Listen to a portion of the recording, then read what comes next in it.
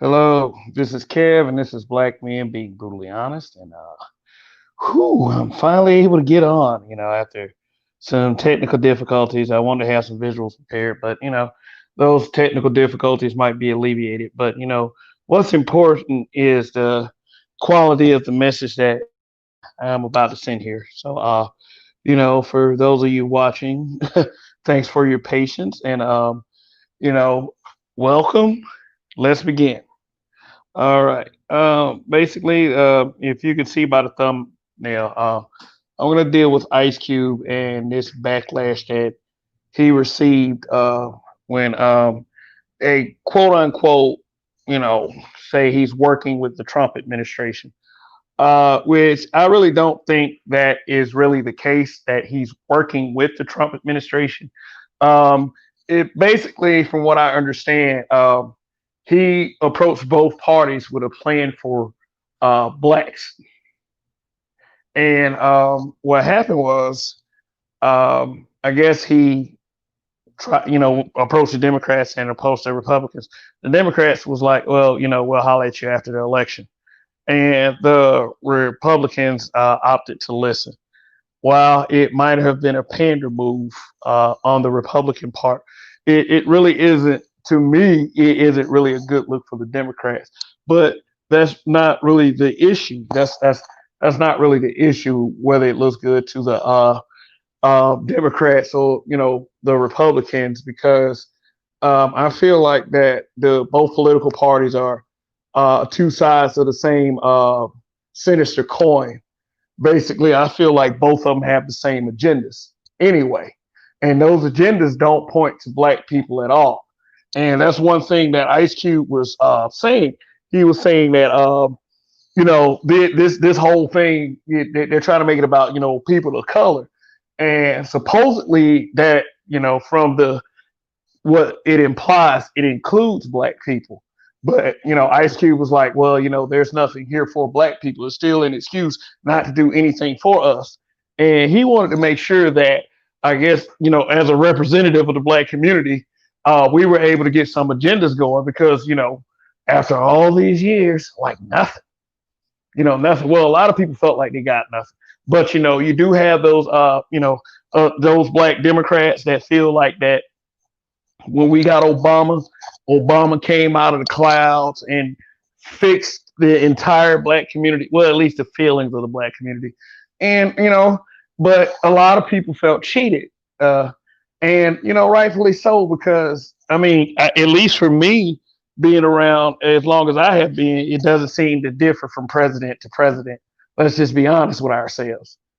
But, I think Ice Cube just, went on with a try it. Now, let me explain some things about Ice Cube. Ice Cube was a pioneer, basically. Ice Cube was the heart to me at the time, of NWA's first album, Straight Outta Compton. You felt something different when Ice Cube was there as opposed to when Ice Cube was not there. This, um, he was the first guy to show you that you don't have to take the first thing that's coming to you. You can wait and you can invest in yourself. And that's exactly what he did. He went out on a limb. He left a sweet deal to go, to try something else out on his own. So, and that was over 20 years ago. Now, he's been mega successful since then. So why wouldn't you think that he wasn't here to somehow be of a help to his community? Ice Cube, as far as I'm concerned, has always rolled with us. He's always rolled with black people, and it's a disservice to people like Ice Cube to get the negative reception that he has gotten. I mean, this is simply, from what I understand, this is a case of people being mad because somebody just the people that you don't like decided to listen to him. Now, I think Ice Cube is a smart enough man to know that neither one of these parties is going to fulfill a black agenda. But, maybe he does these kinds of things to educate our people and to let them know what steps we got to take moving forward. But we have a large number of people, And yeah, we'll get to the black people part. Is like because like I'm kind of sort of disappointed in our own personal reaction to what how we reacted to Ice Cube, you know, doing what doing what he does best and just go ahead and spearhead something himself. We're upset with him because of that. So yeah, we'll just hopefully this will be a very interesting show. I mean, I have different angles to talk about this one particular subject, but let me paint a picture for y'all real quick. Ice Cube was actually the man that coined the term America KKK. America, but it's spelled KKK at the end. He's the one that did that. That's why, I mean, you see it in many, many, many, many social media posts. That started with Ice Cube. I mean, he came out with a EP album called America KKK's Most Wanted. I remember listening to that. If you listen to the content, like with his lyrics back then, want to free Africa, I'll stare at you because we ain't doing too good in America. He was really trying, like, even then, he was trying to wake you up to, we have concerns over here. And they're trying to throw your focus off by getting you to look everywhere else. I mean, and it sounds kind of like unempathetic. Well, who cares? I mean, who's empathetic to our struggle in America? And and somebody said this to me earlier today.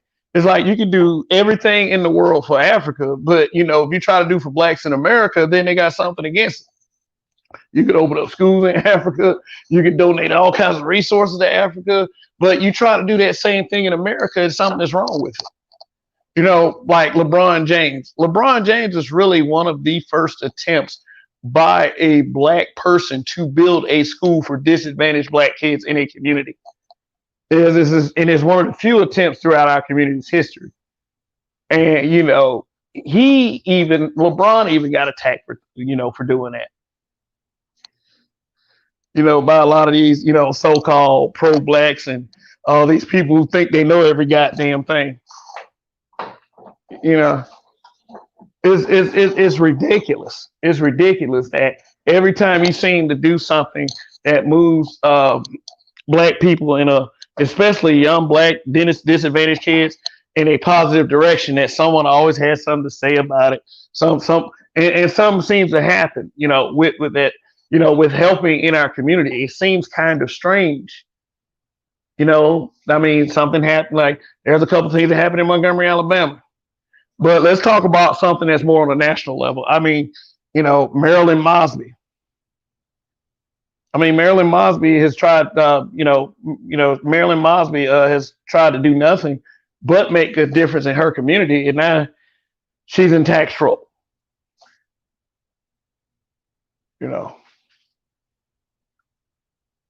Robert Smith, he clears the debt of an entire graduating class, and now he's in tax trouble. It does, to me, this thing it doesn't send a very good message as far as how we deal with people who try to help in our community. But being on the social end, when we actually attack people just for saying things without giving without thinking critically about it, we shoot ourselves in the foot every time. We make fools of ourselves. And look, and then at the same time, look who you riding with. I asked a question on social media the other day. Why would any black person, knowing that what you know about Joe Biden and Kamala Harris, why would you vote for them? Why would any black man vote for them? I'm not saying vote for Trump. Every time you say that, they think you're a Trump supporter. What I'm saying is, why don't you have the heart to look up who all your options are? Research. I mean, I know, like, you look at the TV and you only got two options. You only got two options. But it's like with Democrats, it's like Crips and Bloods lately. It's like Crips and Bloods. And I understand, voters are voters. It's a little fun rivalry thing that we do every 4 years.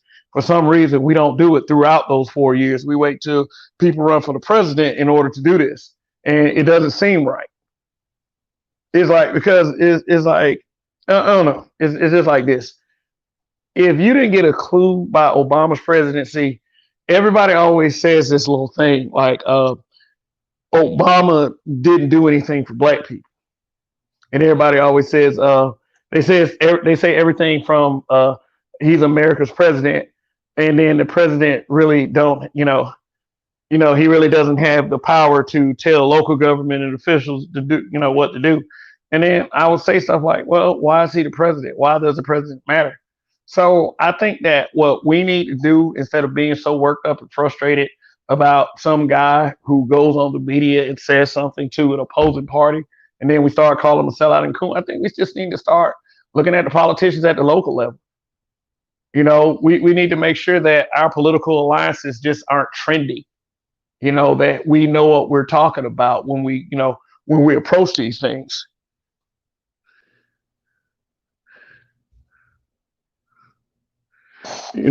Have a better understanding before we jump to snap judgments and knee jerk reactions. I mean, because it's not a good look. I just came on the show to say Ice Cube is a coon. We're gonna call him Ice Cool. Nah, it's the dumbest shit I have ever seen. I'm really disappointed in black people. Okay. Yeah, among other things. Okay, so why are you? Well, what's going on? What are your thoughts?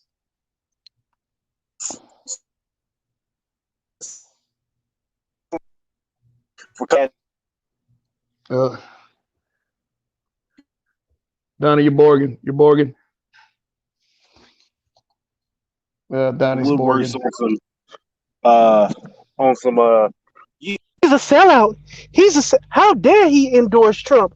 Oh my God, he said fuck the police, but really, it's the police fucking him. He's a cuck for the police. I've seen all kind of foolishness that made me just lose hope in black people. This is a political party, right? He's talking to a political party in order to get tangibles for black people. It's not as if he's walked over there and said, "Hey, listen, do you need somebody to help bring these people into the internment camps? I can help you out with that." No. He came over there and said, "Hey, listen, we need some tangibles for black people. This is what we want. This is how we want it." I'm not seeing a problem. Yeah, and one thing he did mention in that interview with the Savoy Show, if I get my laptop straightened out, I'll go ahead and give all the visuals and let you hear all the audios. And one thing he did say that when they mentioned an agenda for anybody that's non-white, there's just not so much in those words, but he was like, there's nothing. It's like they say people of color, they never say black people, they never say ADOS. I mean, he's respecting the term ADOS. And he was like, that means that still black people get nothing. He wanted to know was he getting some for his vote? Was he getting some for his vote? And he went and said one party said talk to us after the election. The other one I guess they put that platinum plan in front of them. You work with us on the platinum plan, blah blah blah. And I think Ice Cube is a smart enough man to know and to understand that that both parties really don't serve our interests that much.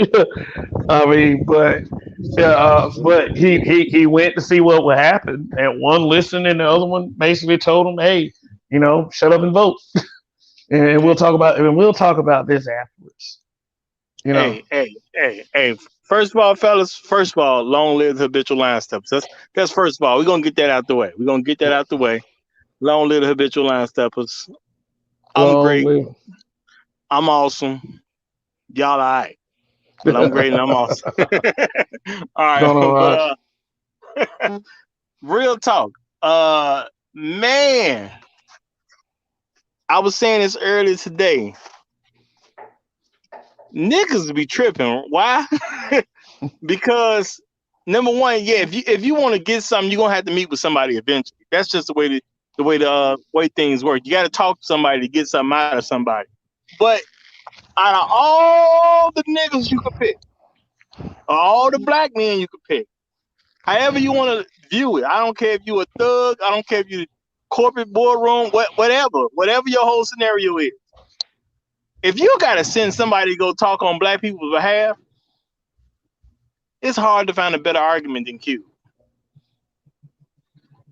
I'm Yeah. just saying. Yeah, I mean, Yeah. you can be better with like a business person, but you know, well, Cube is actually a business person himself because he doesn't use plenty of that rap money to go into his own business for himself, and he actually cares something about black folks. The fact that he even understands what the term ADOS mean and he's actually using it, tell us he's been following some of the right stuff, if not all the right stuff. But come on, y'all, this higher learning Cube right here. Who you want to fight for you? Like Cube is actual woke. He's not that woke hijacked by the feminist movement woke. Like, and he been like this for a long time. Like this whole notion that things like just happened in 2020. We got to get out of that shit. Like, period. Is not make is making us look stupid. Is making us look stupid, and it's not a good look. It's like it cannot be that every time a black man wants to help, that he has to face the dumbest criticism ever. You know, you could like people couldn't wait to start calling that man sellout and coon. Oh, he didn't. He first like I even seen a comment. First Kanye, and now him. Oh my God, they go all going to the sunken place. I'm like, this is embarrassing. Yeah, it is. It is real talk. And see, this is my thing. When it comes down to it, Cube has been rich. He has been very successful. Well, not even has been because he still is. He come from a regular black person's lifestyle. He was able to make success. He no, he done got a lot of money in Hollywood. He does understand about running businesses and things like that. Cube is pretty qualified to talk on behalf of black people because he can understand certain things about a lot of different black people. Whether you a regular dude just at the crib living with your mama, whether you a person that went to college and graduated and you got a little success for yourself, or you've been out for a while and have a really good level of success, or if you're even a really, really, really successful person, he can speak to basically all that stuff. You know, if you're in the business world, he still can speak to you. You can identify with him in a lot of different areas. But the whole time he's been him, he's been on the side of black people getting treated properly. You know, at the end of the day, however he expressed it, he's always been about black people being treated well. And so Well, that's just a part of who he is. oh, You know, absolutely. Yeah, so for, yeah, he, we just had a Daz Diggity pop up, but he dropped back down. So if you want to pop back up, you're welcome to, and I'll speak your mind. We're very welcoming of especially of other black men speaking their mind here, and you know, just come back up if you feel like it. But you know, thanks for watching. You know, shout out to Daz Diggity. So yeah, but what I was saying earlier was Ice Cube was the man that coined the term America with the KKK. It's like how many times you seen that used on social media? yeah, show you right there, show you right there. Yeah, So yeah, he's a Cube has been pioneer. woke, you know, quote unquote woke for at least a couple of decades that we know about. Yeah, You know, I mean, wait a minute. NWA, when did they come? Actually, they came out in the '80s. So yeah, you late know, '80s. And even yeah, then, at a very young age, Cube knew that you know he wasn't going to be screwed around with when he left NWA because that deal didn't look right. Now he was the one smart enough to walk away from some stuff, and look who prospered. Like besides Dre, like Cube, I would say was the most successful. I mean, absolutely, absolutely, and you know, he, I mean, Dre just kind of overtook Cube, but I'm pretty sure that even before that, well, not Dre do a lot of beats and stuff, so I'm not gonna take nothing from Dre, but I'm pretty sure Cube had been giving him a run for his money the whole time. Oh I'll yeah, just oh say that. yeah. Oh yeah, because Cube, like while he was still doing music, like when Dre was like barely kind of like even like think about it before his transition to Aftermath Records, like before Eminem came in, Ice Cube had already done several films, so he was already in there. He had already tasted what great success is like. Absolutely. And even a rapper would tell you that rapper money ain't like movie money. No, no, oh no, not at all. I mean, movies made Dwayne the Rock Johnson quit wrestling. If you get 20 million a pop, hey, you in there. But but I mean, like the man wrote Friday. He had such a creative spark. Like think about 1994 was Friday, correct? Was it 93 or 94? And I Yeah, it was mean, like, definitely right around that time. and Friday is like one of the most legendary, prolific comedies of all time, black comedies of all time. You know, you cannot cancel the man that wrote Friday. I'm sorry. Period. You cannot do that. Ice Cube did sell us out. And I mean, people like it's getting to the point where these terms are getting wore out too. It's like y'all don't even know what a sellout is or what or the gravity of what you're saying. You just get on social media and just get angry. Yeah, I can't call Cube a sellout at all. Cube know how to sit at the table and get business done.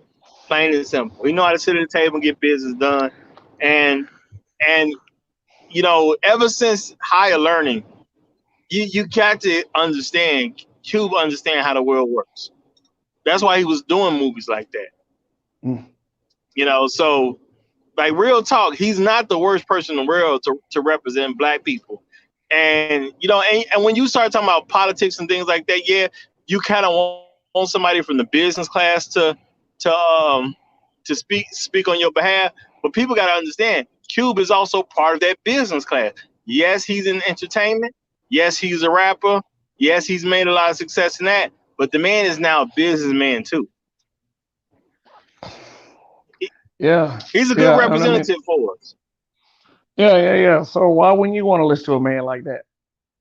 I mean, it's not like that we were like it's not like that we were in kind of any real control anyway. I mean, in order to usurp power, you have to kind of work with power to in order to get that done. I'm not saying usurp Trump, but we got to establish our own power at some point. And if we fight and if we fight everybody that leads us to that path, then we're not going to get anywhere. I mean, and it doesn't matter. I mean, it doesn't matter who it is as long as they have positive intentions for our community. You know.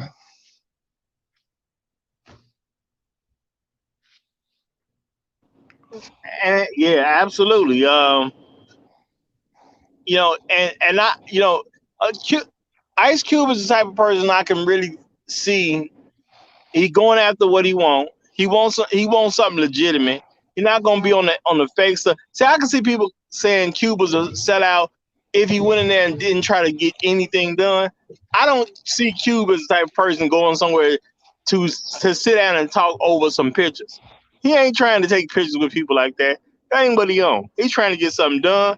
The man come in with some demands, and to me, you got to respect that. If you don't respect that, what do you think politics is all about? Making people feel good, putting a smile on your face, knowing. Telling you what you want to hear. Yeah.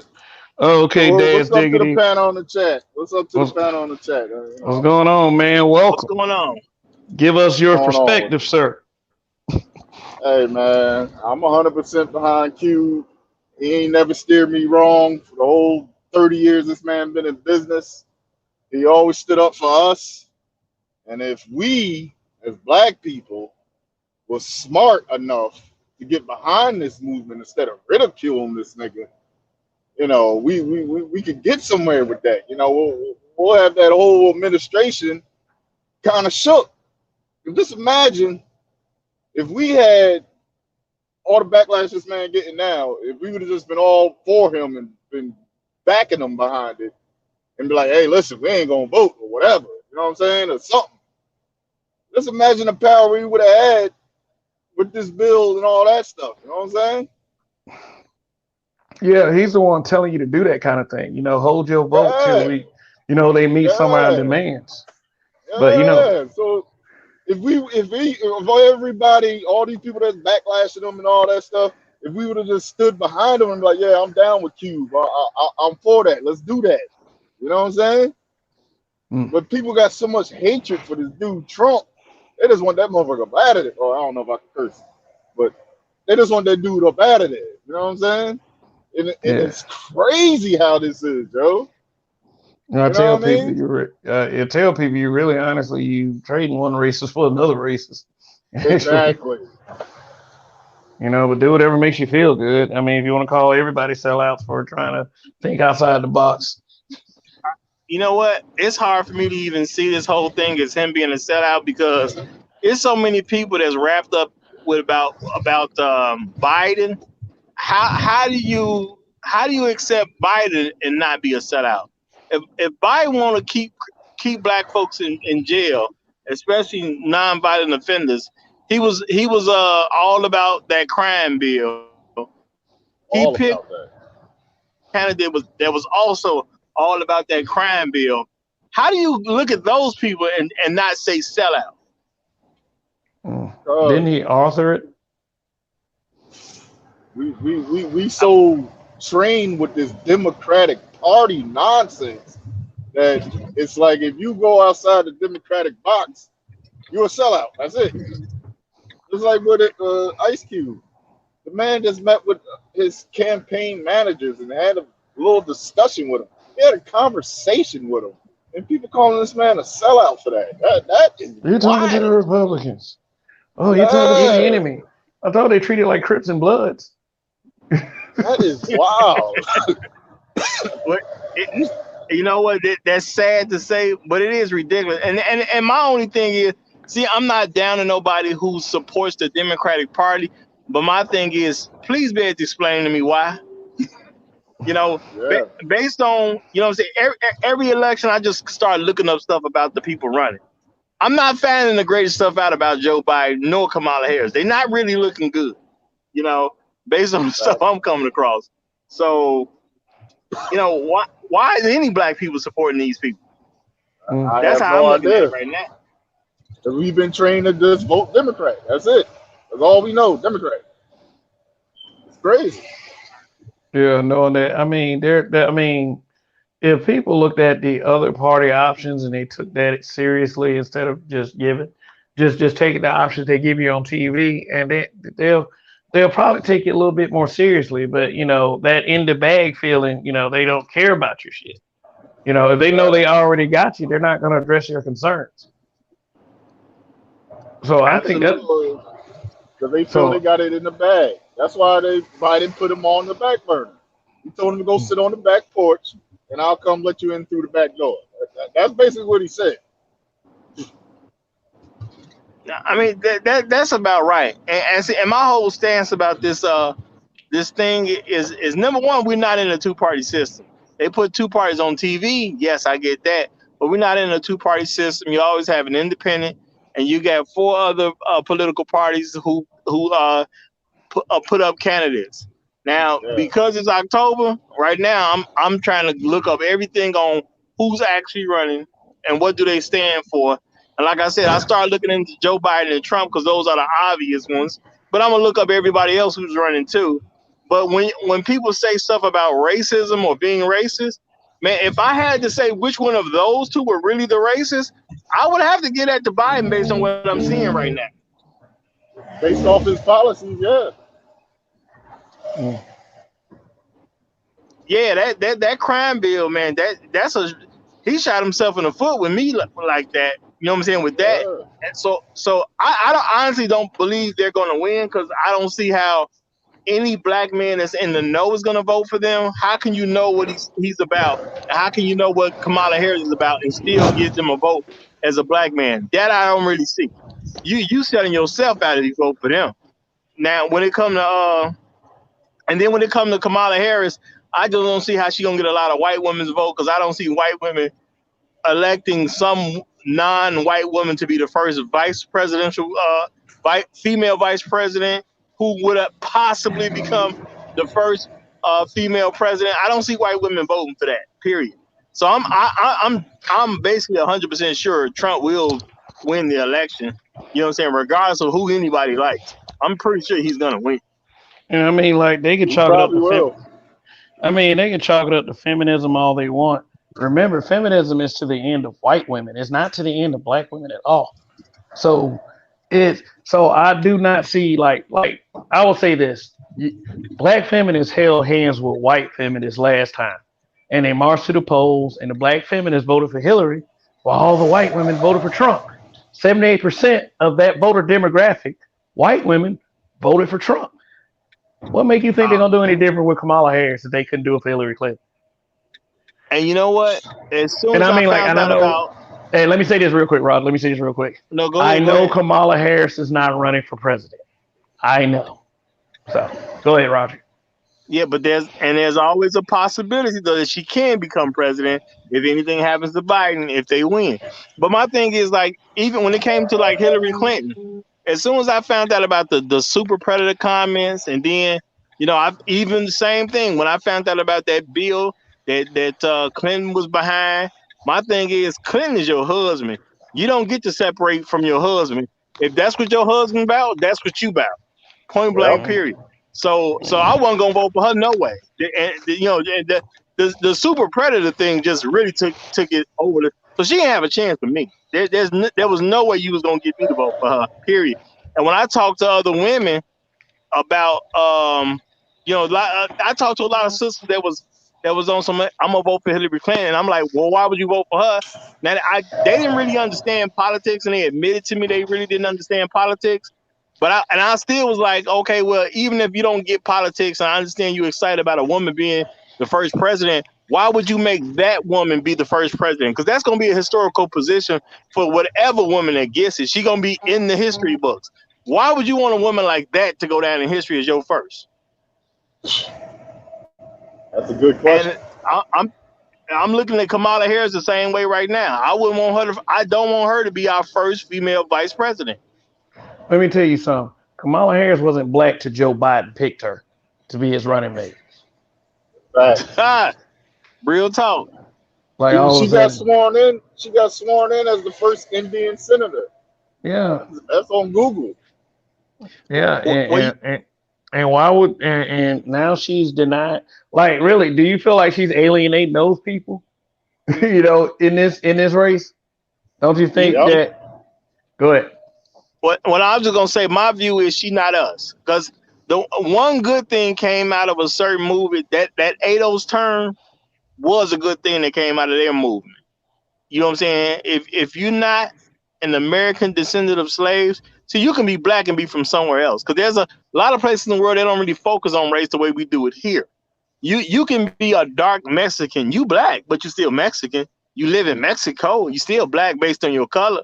But at the end of the day, we talking about American descendants of slaves. She ain't one of us. Point blank. Period. She don't understand things about us. She don't even care about our people like that. She's made that clear already. You don't care about my people. There's no reason for me to vote for you. My vote is for sale. You gonna have to give me something for it. Mm. And that's all Cube saying. That's Okay. all he's saying, and everybody in the uproar. That's just crazy. I don't understand that, man. Yeah. I'm not gonna agree that black people gotta give away their vote. You know what I'm saying? I've never believed in black people giving away their vote. And I've said before, Obama, the first time I voted for Obama, I did vote for Obama, and it wasn't just because he was black. I looked at how his political career. I figured based on how, in comparison to other people that was running, okay, you have a younger political career. You may not be as corrupted as the rest of them, because I do expect certain levels of corruption, because I'm just keeping it real. But then he was a constitutional professor. That was really what gave me to give. That was what really took me over to his side. That he was a constitutional professor. There was certain things I expected him to do, because I knew he totally understood the Constitution. He didn't do the things I expected, and I didn't even vote for him the second time. I voted for Ron Paul the second time, who was a much better candidate to be the president than Barack Obama was. Yeah, You know, and people I say, had voted for Ron Paul. I voted for Ron Paul. Well, okay, I'm so not. we got another genius on the panel. Well, I'm going to put it to you like this. I voted for Obama both times because and I'm going to tell you why. I was under the impression that he was waiting till his second term to do some real change. And guess what I did? That 2012, 2013 went by, 2014 went by, and they solved the alphabet problem. That was seemingly his focus, you know. That was your change. Yeah, and then I was like, he gonna do so. Like I waited to the last week. I said he finally gonna do something. He finally gonna do something. And then like the last thing I heard that he did major, he snuck like 200 million to Palestinians. I was like, wow. And the water in Flint was still dirty. Yeah, and then I actually heard he gave he signed off on some form of reparations to the Jews in America, and I'm sitting there like, this ain't Germany. You know what I'm saying? I'm not saying Jews shouldn't get nothing, but they got to get it from the place they got destroyed by. Germany got to give them that, not us. Didn't he pay something to Hiroshima and Nagasaki too for the bombings?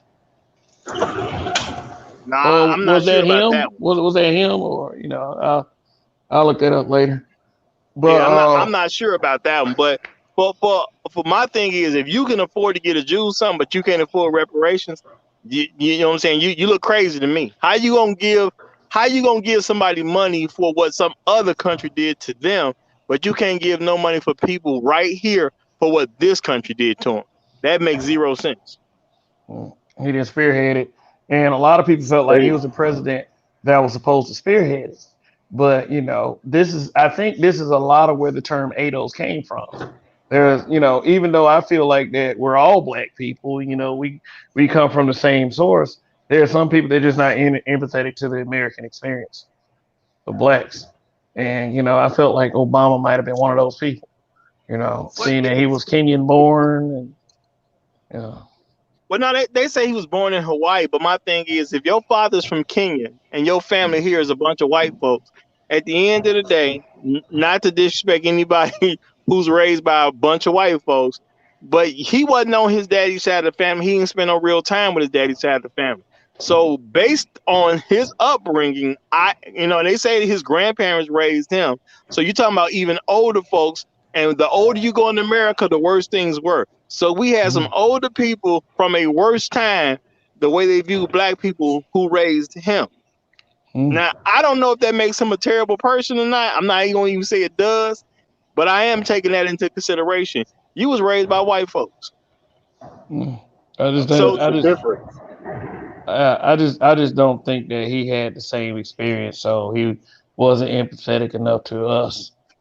how You many know, black people do you know that was raised by white folks? that Not they many. got I don't that. know many.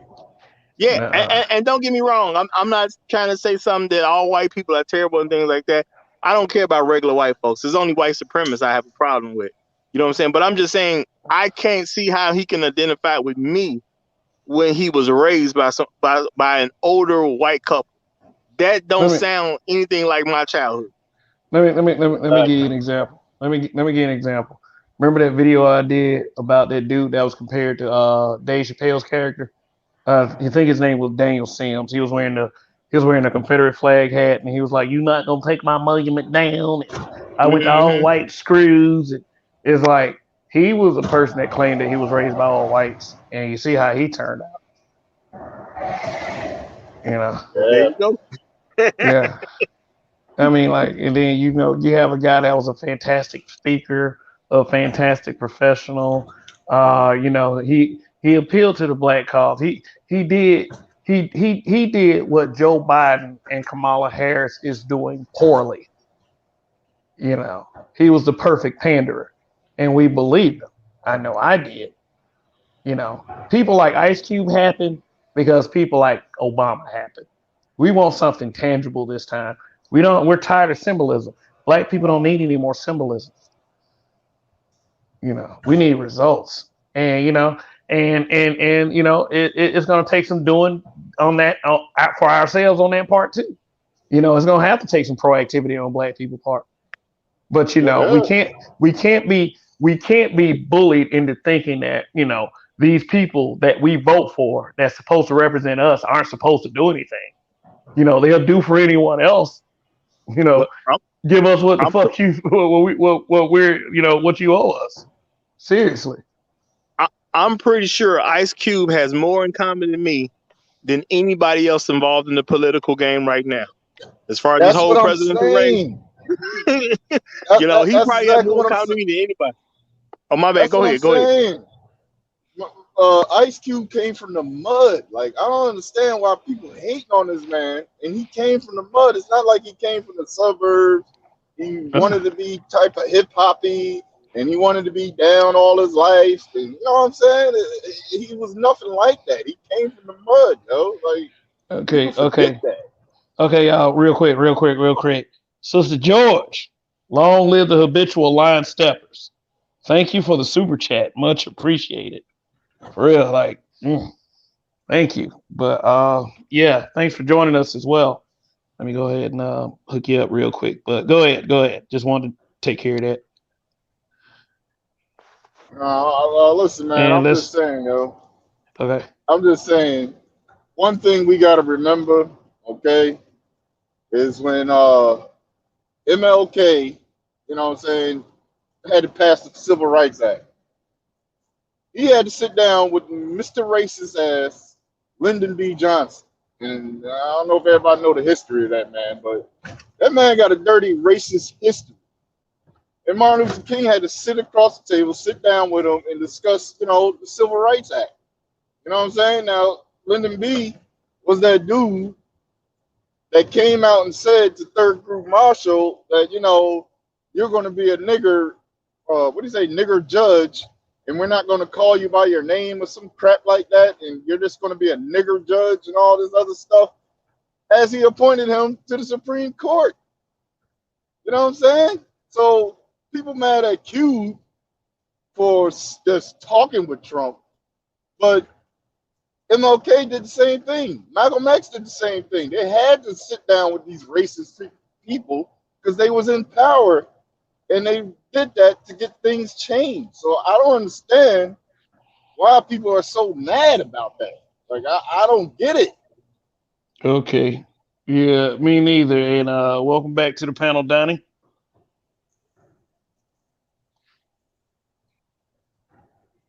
Okay, What's Donnie. up? I'm here.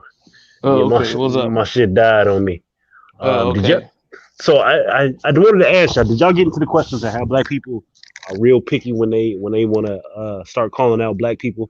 Like, it's funny to me that nobody really wanted to call out Jay-Z when Jay-Z went to the NFL and made his little deal. Mm, mm, It's funny to me that when black people want to go do some shit that's shuck and jive related, there's no objections. But when a black man wants to go and actually do something for his people, it's all hell breaking loose. oh yeah. I've seen so many comments today where people have just basically been like, I knew Cube wasn't about shit. Man, Cube ain't been the same since back in the day. Oh, this Cube, that.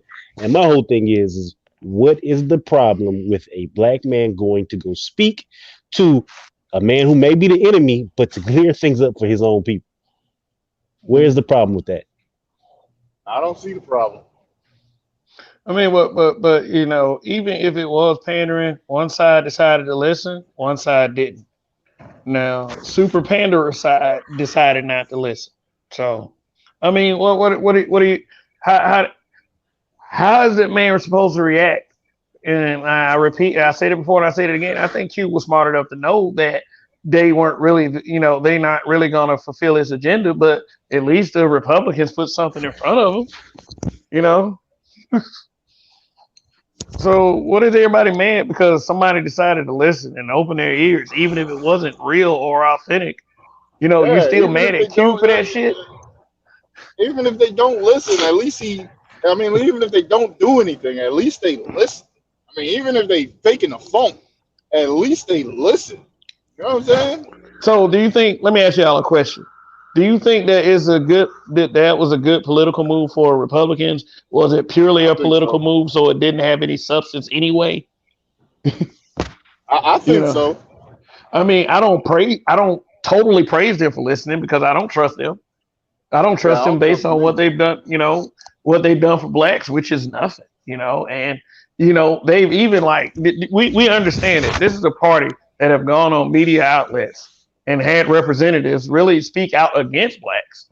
Against the demands of blacks. They go on these little all lives matter tirades. So we do understand, and we're not ignoring any of that those things have happened. But at the same time, it's like don't forget what this man has already represented. Through Hmm.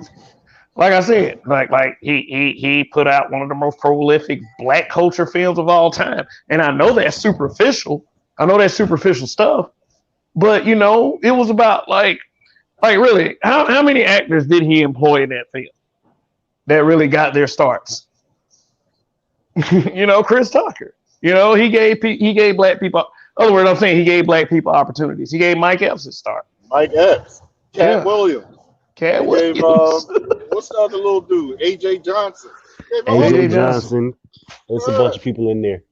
He brought Tiny Zeus Lister back when Tiny Zeus was really he died. His career died in the '80s. I think they had him in that movie with the Hulk, Yeah, and yeah, you didn't really he see went him on a since then. WWF run and got beat. By their Yeah, Yeah. great white hope, who would eventually come out and have a N-word lace tirade. but On a recording. he put a lot of black celebrities on the map at that time, and Oh they yeah, blew up.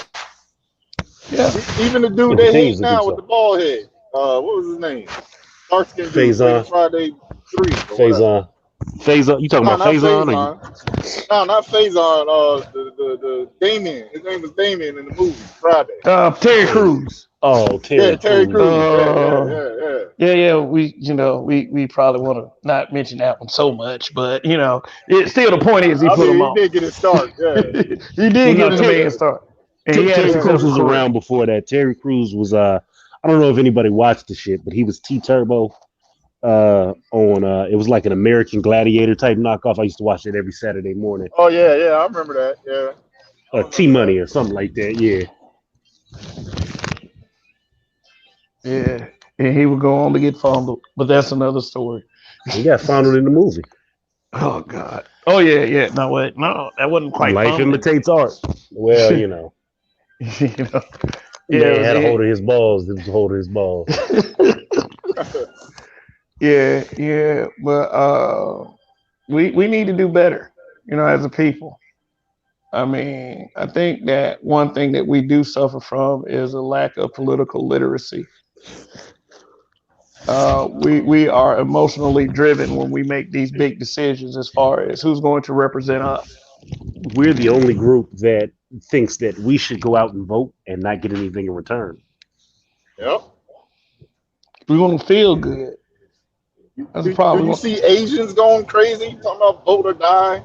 Do you see Spanish going out talking about vote or die? Baby, Italian, your Jewish. ancestors died for you to vote. So go out there and go vote. Who am I voting for? Well, Just pick one. Just do Democrat. Just do Democrat. yeah, I do believe that voting is something that should be taken seriously and not symbolically because that there were people that came before us that died for it and had to go through a bunch of BS for it. You know, so I do respect that part of it, but not no just vote. Even I would rather you not vote than to pick somebody you don't want. Like Well, that. That as I said before, I think that, and it's unfortunate that it even has to come to this, but I think that a lot of black people have made some stupid moves. I think we're at the point in life to where, as a whole, there should be three tests in order for you to actually go out and vote. There should be a common sense test, a IQ test, and a political literacy test that you understand what the hell is going on and you're voting for. If you fail any of those three, your ass can't even vote. well, you're in the territory of denying a constitutional right because you walk a line between that bullshit testing they used to do but I do Yeah, understand where you're going with that. You know, you know, it's not like guess how many jelly beans is in the jar type deal or name a random president. I mean, it's nothing like that. But I do understand it is these decisions got to be stopped being made with emotion. Yeah, You know, we definitely so got to I. be start voting with emotion. That's crazy, man. Mhm. well, that's why they had the electoral college. It's supposed to be you elect a candidate for your region, for your area, that's gonna make the best vote for you in that situation. And a lot of people are just really fucking stupid. I was reading an article the other day that apparently this was like during the 10th or 11th presidency. A dude had a book put out about him, and that's how he won the presidency. It made him this great man in the book, and people was reading the book and was like, "Oh, he sounds like a great guy. We got to vote him in office." Motherfuckers didn't know nothing about what he stood for, but they read the book or they heard somebody read the book and tell him how great he was. And this man got in office. Wow. And That's Donnie, crazy. by the way, what kind of president was he? He was a jackass of president. Apparently, he was Okay. also one of the presidents who didn't get his second term. It's only been five. uh, mm, wow. So let me ask y'all honest opinion. Okay, what are the chances that Trump will get a second term? I give him So about a 60%. I'll give him 70%. I'll give him 70% chance. as I just said, it's only been five presidents in the history of the Americas, right? That have not been hit in for a second term. I don't think Trump is going to make the cut. I think Trump is going to go on with his day in the presidential office, and motherfuckers are just gonna have to take that. Okay. Yeah, I think he's gonna get a second term. That I'll just leave it at that, and it's for many reasons. Let's welcome Edward to the panel. What's going on, Edward? Edward's What's up, voting for Ed? Trump. Yeah, what's up, y'all? I made What's sure I going on, shared it, Ed? hopefully to bring some people over here. I try to stick to the quiet corners, man, not where everybody's shooting shots and shit. Say they shooting shots, huh? Yeah, man. What do you think of this whole cube situation? You know, and I know you got something to say, Edward. So go ahead. The floor is yours. Not say about what? Say about what? The What the what's ice going on? cube I saw the situation. This title.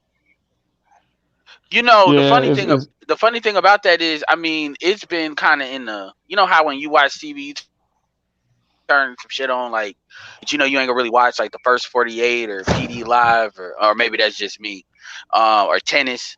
You know, it's Nigga been in said the tennis. background. I mean, I've seen, yeah, it's in the background. I mean, I've seen some videos with people like O'Shea and Jada Black, so I've watched that, but I haven't been on these long panels really talking about it. I mean, the manosphere is in pretty much agreement on that. So we start arguing about other shit, but as far as the issue specifically, I mean, it doesn't surprise me when you understand that you're in a gynocracy and you know and understand what the situation is. It doesn't surprise you. I mean, Ice Cube is not cooning. This is the nigga that brought up no Vaseline. This is the nigga that the first dude that looked at the fucking paperwork and said y'all stupid for signing that contract and cussed everybody out, Fuck including Jerry Dre, Heller and and them eventually white Dre got it. supremacists.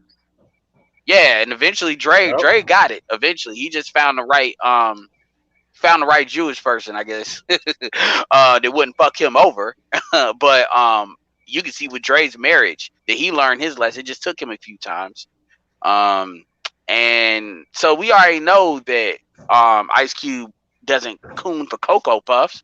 You're gonna have to pay him a lot of money to start getting out there. He was really, I think what it was is a lot of folks were probably bugging him, and I think he looked at it and then he probably, you know, decided to put something together, see what it does. And in his mind, he's like, that's just good business. I don't think Cube is really a Republican or a Democrat. You got to remember, Cube grew up in a 2-parent household. Cube has been married for a long time, so obviously he has some. You can see his kids are not fucked up. So obviously he's a traditional type of dude. I think I'm not saying he was playing like a he has a persona, but when you look at how Cube was growing up, Cube's got a lot of square shit too. It's just he knows how to project that alpha niggaism that people love so much. So to him, he's like, I'm gonna shop into both parties because one of these motherfuckers are gonna win. Why should I pick one and then the other one is saying fuck me? And the Democrats weren't not. It wasn't like the Democrats were hearing him out.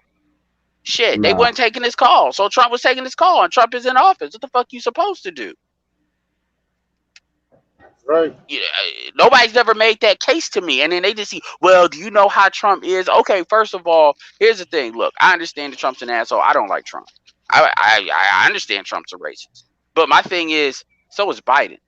And before anybody tells me, this is what I always tell people. Before you start telling me about who Trump is, because everybody knows who's Trump is like Cardi B. Everybody knows who that person is. It's not like you finding some shit out. Everybody knows who it is. It's not like Hillary Clinton, where there's a lot of shit that wasn't proven but was out there, a lot of smoke, but never the fire and gun. Everybody knows what it is, so you get bored with it because you like, okay, she a hoe. She's not arguing she's a hoe. What am I arguing? Same thing with Trump, But going back to Biden, the thing is, okay, well, do you realize Biden did the crime bill? Do you realize what Kamala's done? Have you ever seen proof? It's just going basic shit. Shit with sisters, I would say, do you realize that Kamala Harris helped create laws and produce laws that made it so if your kids would act bad as fuck, you would go to jail for it? Those are laws you ain't even never heard proposed in the manosphere. I don't care how much dudes hate black women. You ain't never proposed them to say some shit like that. So that's who the fuck you about to vote for, right? Well, and then what happens is people flip the fucking table. Oh, so you have no answers for this, and I'm right, and there's truth to what I'm saying. So what we do with black people is we just flip the fucking table and we talk about something else. Or they call you a coon. So Or there they you call have it. you a sellout. I'm very honestly, you know what's funny? I'm very rarely called. It's only been one time in my life somebody has called me a coon, and I laughed at them.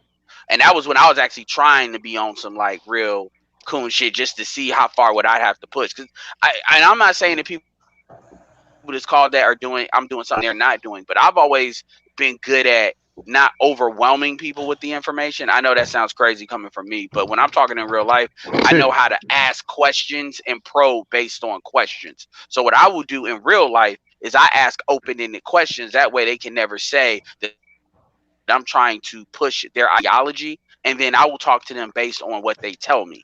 Not, meaning I'll say, okay, this is where this person is. This person's at a pre-K level. Let me talk from a pre-K standpoint and not just hit them with shit that I know they can't accept. Perfect example. If you talk about women being hoes and you talking to a female, great question to ask. So how many dicks does a female have to have before you would consider a hoe? Well, don't think about it. You got all the time you need. There's no wrong answer. If they answer it, 13. So you telling me that by a time a chick, what age do you think most of these chicks have had at least 13 dicks? By the time, what age? Well, let me help you. Let's say, how many did you think a lot of these chicks have had by the time they're 25? We won't even go 30. You might want to change that number. They always give a low number. I always think, and then if they take too long to answer, you know what I do? I say, so what we talk about? 40, 50, 60, 100, 200? What are you talking about? I mean, I'm giving you real numbers. You don't know no bitch just had at least like 75 dicks by the time they're 30 years old. No, for real. Really think about it. I mean, at least one chick that all y'all agree is a hoe. Well, maybe one or two. Exactly. Hoe phases, you can go through multiple dicks in a day. Shit, what are you talking about? Yeah. So there's women that do that stupid shit, and we're not even counting bitches they fuck. We just talk about dudes. So we're not actually counting real bodies. That's how I go about stuff. In politics, it's the same thing. You basically go where they are and you ask open-ended questions and to know what you're dealing with, and then you have a conversation that way rather than trying to prove I'm right. Because at the end of the day, all they're gonna Mm. do is get mad. Mm. That's it. Colorism. Okay. Colorism. What do you think you so where do these guys learn colorism from? On the TV. Really? That's where they that's the only place they learn it from. So they don't get it from their moms at all. They just come out the womb and the TV makes them colorist as fuck. That's what. Oh, well, is it? You see, that's how you do it. Well, But when it comes, I did that at a barbershop just the other day. Anyway, isn't that pushed by any some kind of political agenda anyway? To what? try to shirt things such as colorism, keep the pot stirred so we can't focus on what we need to gain. Well, at the Trying end of the to. day, it's not even the reason that colorism is pushed is because those are the real problems that black women have with white supremacy. Black women don't really have an issue with white supremacy. They have an issue with their place in it. So it manifests in things like colorism, the myth of white womanhood, stuff like that. This is why you can get a channel talk about colorism and then fucking blow up to like 300,000 subscribers. Paris Milan, because that's what the women are really on. They have their own agenda other than the men. And the thing that this is where I would critique Cube a little bit, but not serious. I say, Cube, you got the right idea, but your job, in my opinion, and this is actually going to protect your career, by the way, is to fucking bring up the people that need. You don't need a plan. You need to find the people that have a plan and elevate them, with your money, with your influence. So, that's what you need to do. So people like not Tariq Nasheed or Jason Black, talk about people like Dr. Claude Anderson, people like that have already established government. They've been in everything you need them to be in. And yeah, that's I don't see none of these celebrities doing that. Only Kanye has done that by slightly mentioning Dr. Claude Anderson. That's what.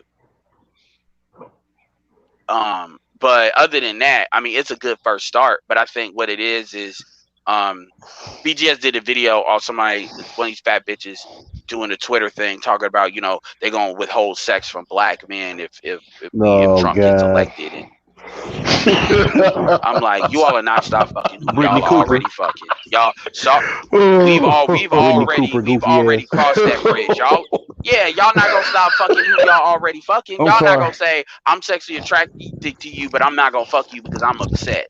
Fuck out of I here. don't think that's on the table. Like, honestly. She did that shit with the intention of segueing into shitting on black men. Because after she made that comment, she went directly into talking shit about black men, calling the sheep. Oh, my bad. I don't want to offend the sheep. These men ain't shit. We've always had to get these men in line. You just use that as a. I don't know why this big bitch had the nerve to use that, but she used it as a platform to shit on black men. Y'all looking? All right, black men ain't shit. Somebody's bitter. That's all that shit is. I mean, I don't see her as getting somebody that's getting too. I don't see her as seeing somebody who gets too many invites. Honestly, I mean, and for you to say that, why don't you do that with your own man if there's one there? I mean, I don't think, like I said, I don't think something like that is to be taken seriously, especially coming from her, because people are not going to sign with that shit. That's not Brittany Cooper is who we're talking about, by the way. You would think that, but the extras thought that shit. Like it sounds stupid, so it's ridiculous. And then when you look at her, you're like, who would take that shit seriously? But then you realize there's a whole bunch of fat, bitter bitches out there, and that's the majority. Then you got to remember the stats of overweight and obesity and how the stats of how many of them actually vote Democrat and how many of them don't really know what and look, man, I'm a Democrat, so this is not like I'm registered Democrat, so this is not like there's a difference between me talking and then motherfuckers that are fans of Trump talking. Those are two different things. I'm not a fan of Trump, but at the same time, I don't actually think Trump is a particularly good president. In fact, he's not. But at the same time, there's different reasons why Trump being in there serves the agenda I'm trying to do, both personal as well as from a black male perspective. So what I see and I like about Cube is that Cube did mention that there's something that's got to happen about black men. And one thing that I would say to Cube too is I said, you know what? Don't even put black men in there, but where you need to puff your fucking chest out and tell any bitch that disagrees eat a dick on that type of posture. You need to start talking about these black boys, because what you do is if you fucking hammer them about black boys, now eventually that black men ain't there bullshit.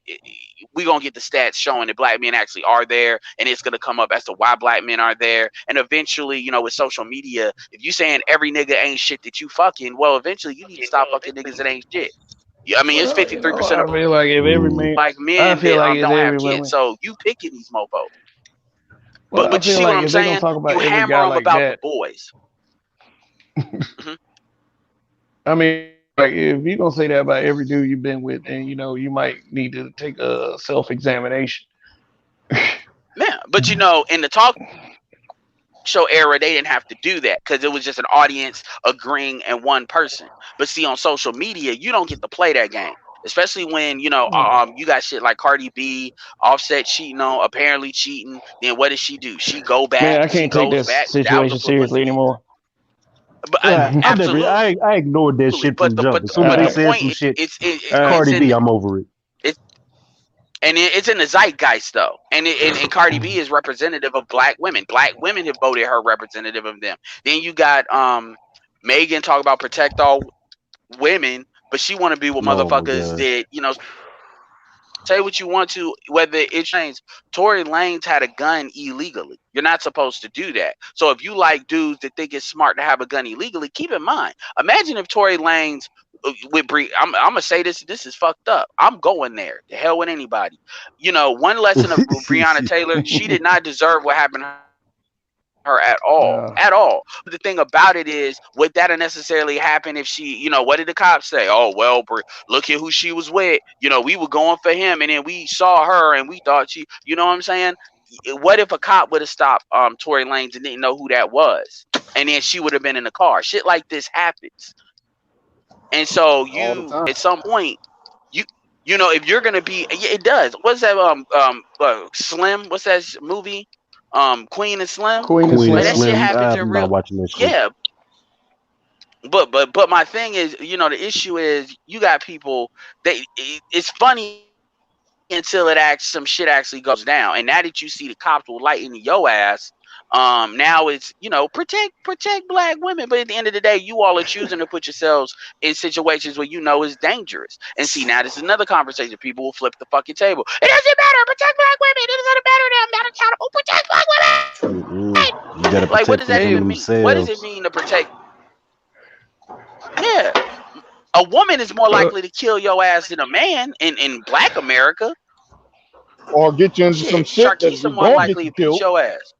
Yeah, what the fuck? Like She, you got she go, black women to be set. Go ahead. okay, but let's okay, My bad. I took a we're talk.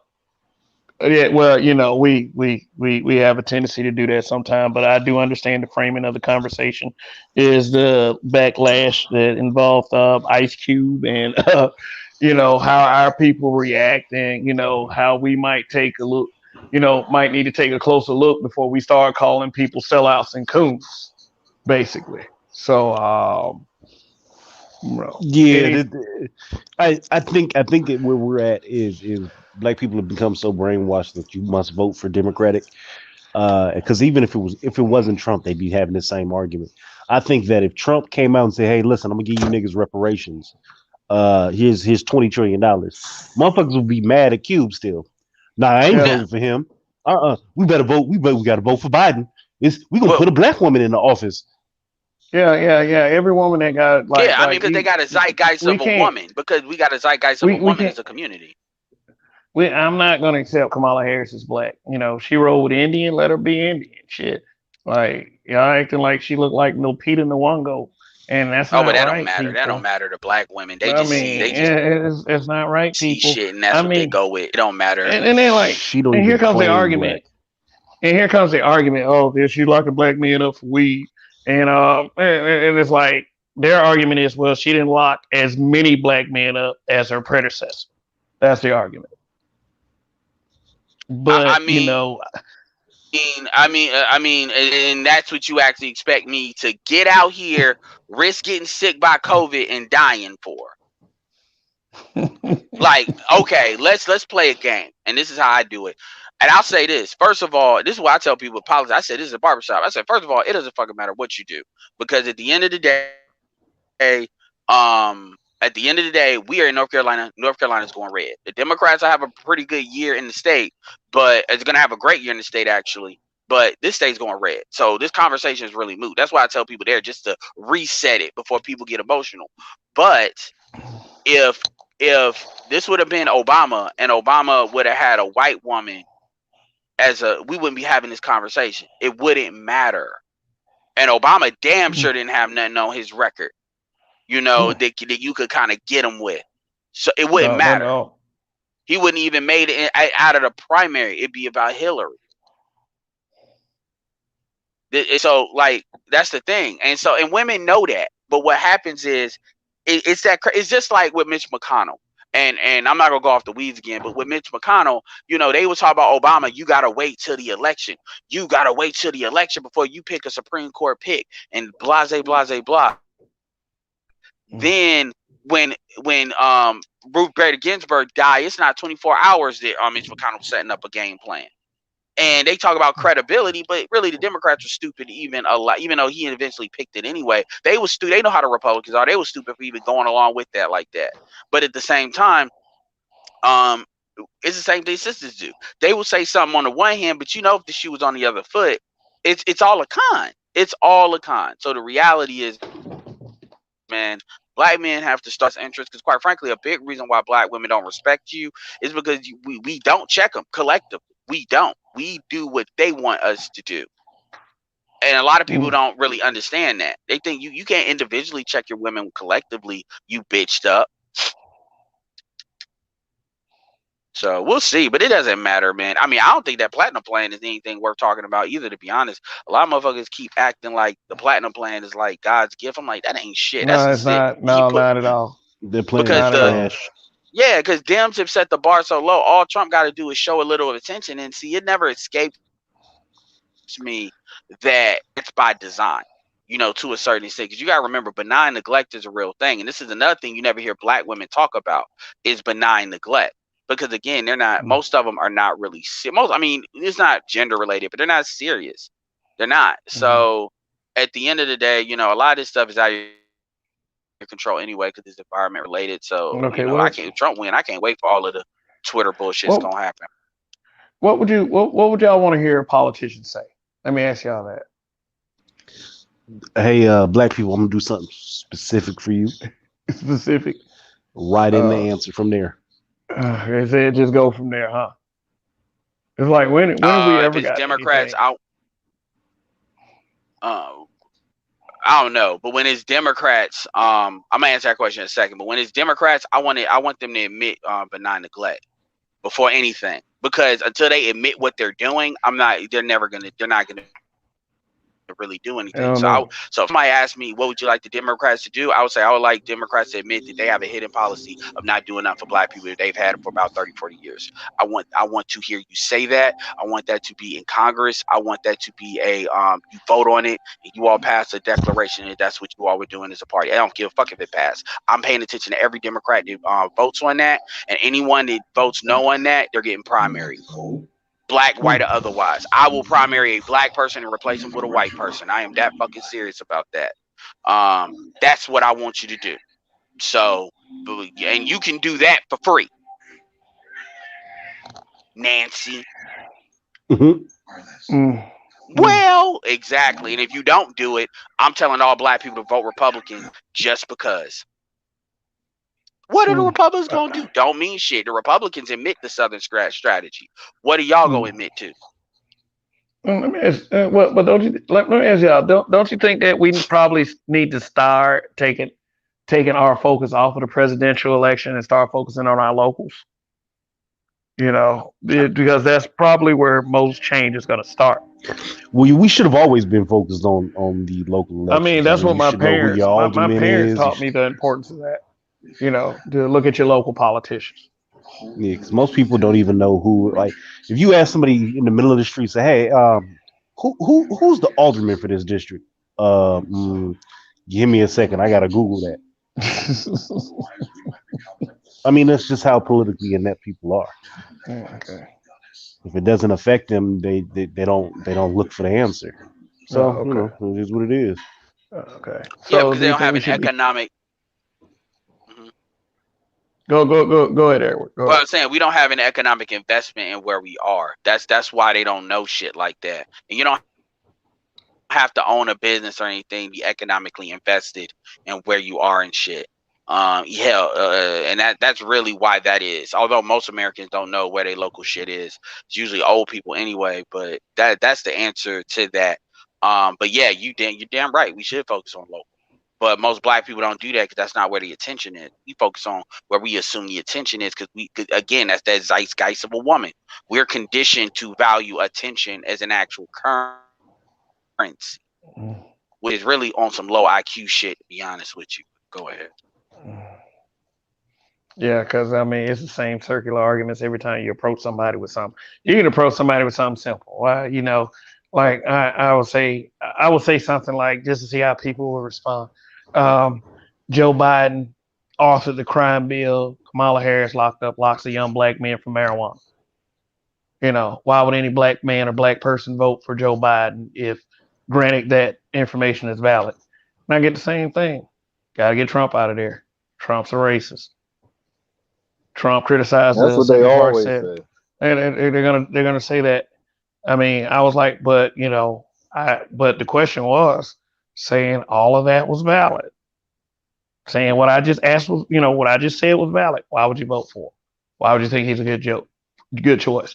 And then, that's when they started throwing at me like you're a Russian bot. You're a white person in blackface. So, hey, this is why RBR has an audience. A lot of Yeah, people you're don't know that. I mean, RBR has an you're right. audience because people, yeah, Yeah, I've watched him. He um, throws around the C word quite a bit. Which, and I don't think he's pretty clear on what one of those are, but, if, whatever floats his boat. but and the thing is, what's funny about that is you'll be like, so you say that as if Trump is the first racist president. Like, are you really telling me that? Like, seriously? And look, I understand.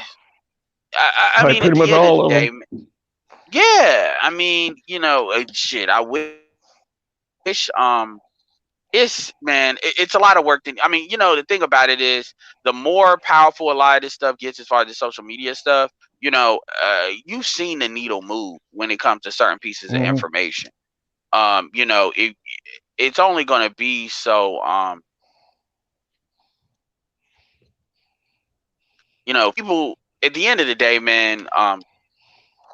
Man, I don't know, man. Like I said, I'm just waiting for the next. My birthday's on the 3rd, Well, which is Monday. So that Tuesday, I'm just because really, man. At the end of the day, what I would tell anybody individually is get your money up, get your shit up. The one thing you can't say about Cube is Cube has put himself in position where it don't fucking matter who's president. And even in Hollywood, he is basically earned the right to do what the fuck he wants to do without having to compromise himself. That's one thing I got respect over Cube on a lot. So that's the one thing that dude's black a people need to mogul. focus on. And if you're not focused on that, you stupid. Yeah, dude's a mogul. I Yeah. mean, you might, yeah, And he's the give right him that kind, the title. quiet one. Yeah, yeah, he ain't the loudmouth guy. He ain't out here faking it. Set himself up, set his kids up. His kids got an acting career. He got a legacy. Motherfucker ain't got to do a whole lot of shit that he's been doing. He's doing it anyway. and I know this is superficial, but his kids Yeah. got bars too. You know? Yeah. O'Shea can Oh rap. yeah, and his son can. I mean, his son ain't no A-list actor, but his son can definitely do some movies though. Oh yeah, Yeah, he get a couple more movies under his belt. He gonna be up there. yeah. So Shit, so he's an Jada example done of a fucked it black up. man. Yeah. Shit, a lot of these kids that you would think would be a little bit more set up. And the thing about Cube is because Cube is actually, in my opinion, in even a better position, do more for him just because I know Will Smith and Jada and them, they got like production companies, but Will is, I mean, Cube has written scripts. Cube has done a lot, like behind the Yeah. scenes, so he knows the people. And like I said, he's not controversial, and he generally can demonstrate what he touches works. So, Yeah. and it's Let me put especially you like now when this. it doesn't take that much money. Yeah. Let me put you like this. Let me put you like this. You notice the difference when Cube left NWA. Yep. You knew when Cube left NWA that he was that group's heartbeat. You noticed their style of rap changed. It changed more to a criminal style when Cube left the group. You know, when he was a part of NWA, he did the writing, so the music was more about making statements. You know, if you've ever said "fuck the police," you cannot cancel Cube at all. You know what I'm saying? Yep. That. So fuck the police. Easy E, but people forget Easy E went to go see HW. So Yep. it ain't like this hasn't happened before, but again, you folks don't know their history. So and that's exactly that's how you hit them. So Easy E must be a coon too, right? Man, you can't speak bad on him, man. He died horribly for real. Because you do realize Easy E went to the White House when HW was in there. That's when he was saying fuck and say what you want to about Bush. That says a lot about Bush because Bush was trying to lock them motherfuckers up and shut they shit down. Bush was trying to Mhm. shut All that over. shit down. So the fact that he even took that says a lot. If I'm not And that was with mistaken, a Republican. That wasn't I, with a Democrat. Again, I'm not against Democrats. What I'm saying is you all need to start. You got to have an agenda other than I'm a Laker or Celtics fan because that's how they play with these politics. You're either a Laker or Celtics fan and nothing else matters. That racist bullshit. All these motherfuckers are racist. What the fuck are you talking about? Are you really telling me a liberal can't be racist? I if mean, I'm are not you stupid? mistaken, when Easy E when Rodney King got his ass beat, I'm pretty sure Easy E was supportive of one of them cops. Yeah, so which is crazy. Back then, but see, then again, he just got his ass beat. I mean, they literally burnt L.A. down because he got his ass beat. We talk about people getting shot on live television, and you got Negroes justifying that shit. And here's the thing. Here's the funny thing. I could let you have that if I didn't see all of these white folks, these white gunmen gunning down white children. Fuck gunning, fuck the race war shit. They killing their own. They went into an elementary school or a And middle shot school or up the high damn school, school. and no element, and let them white kids up. And y'all Yep. motherfuckers act like, well, for white supremacy, and y'all didn't even get though them cops did get fired, but them cops acted like they ain't got no balls. So you really telling me that they gonna be that scared? You see what I'm saying? And that's crazy. And you never Hmm. hear nobody talk about that because a lot of these white. What about the white dude that shot up the country festival, country music festival? Ain't no Yeah, the niggas dude there. in Not a Vegas. lot. Oh, I You was know out what there he that was night. aiming for? Yeah, I was out Damn. there that night. That shit was wild. They shut the Oh, we whole got Yeah, everything that one. was down. wild. 1,000 points for the black guy. Get him. We're usually not over here. Yeah, for real though. But I mean, but seriously though, man. And but you don't hear them talk about that. They get quiet about that. That's what I would ask Laura Ingram. I'd be like, what about these motherfuckers shooting y'all? Boom, boom. Let's talk They about ain't gonna say that. nothing about that. They not But gonna say nothing about that. yeah, anybody, yeah, they get quiet, and that's how you know you're right. But anybody that has an issue with Cube is an idiot. Like that, I love that. That's a canary in the coal mine. If that is somebody that's clearly telling me they're ignorant, and on that, it doesn't even need to be talked about. I mean, if I deal with That- them in other places, I do. But I mean, that's why you don't really see nobody really. Think about it. You ain't really seen nobody really verbally talk shit about Cube. Everybody's doing it on like social media on some bot shit. Ain't nobody gonna really, ain't no black man gonna really stand on that shit because it's gonna sound bitch made. These facts. They know These what is he facts. stand for. Like, come on, man. Cube been down for the cause since he came out, man. I don't Yeah. understand the beef. And truth Well, is, you know man, a what? lot of mhm. Martin was up there. He was trying to give him the fifth degree. Well, we know who Roland Martin is. I mean, Roland Martin goes Oh, from, that's why I knew that wasn't serious when he was sitting there trying to say, "Oh, what are you doing about black men?" I mean, he's a shill. We ain't nobody respect him. Tariq called that out. I mean, I remember when people thought, "Well, Tariq's bullying Roland." No, Tariq. I remember because that was when Tariq was going on HLN. Like he was like, "Damn, they letting this motherfucker on TV." You know what it was? It was that dude, that doctor, dude that was on HLN, and they probably fired him under the breach of contract. You know what he breached? No, I don't So remember that. he breached the hidden clause of being an irresponsible white person because he brought Tariq on the air way too many times. It's not Dr. Phil. It was like Dr. Dan or something. He was on H and Lynn. I was like, yeah, man, these motherfuckers on this. Either this dude know his contract's up and he's like, fuck it, I like this You dude, so talking I'm gonna about bring him Dr. up. Drew? Yeah, Dr. Drew, or because he's bringing him up way too much. I know these motherfuckers do not want Tariq to get airtime like that. And Tariq was arguing for Corin Gaines, and you had all these three non-ADOS black women coming at him, and you Yodit. know how What was her name? Yodit. Yodit something. Yo Deed is like in the middle, because I'm not gonna lie, when that shit was going back and forth and rolling cape, I said, all right, let's see what this bitch is about. I said, damn, when I looked at her whole YouTube channel, because she put a lot of her appearances on there, like she's pretty much always on the right side. Like she was mad caping for Trayvon Martin. I mean, for real caping, saying this is a breach of law.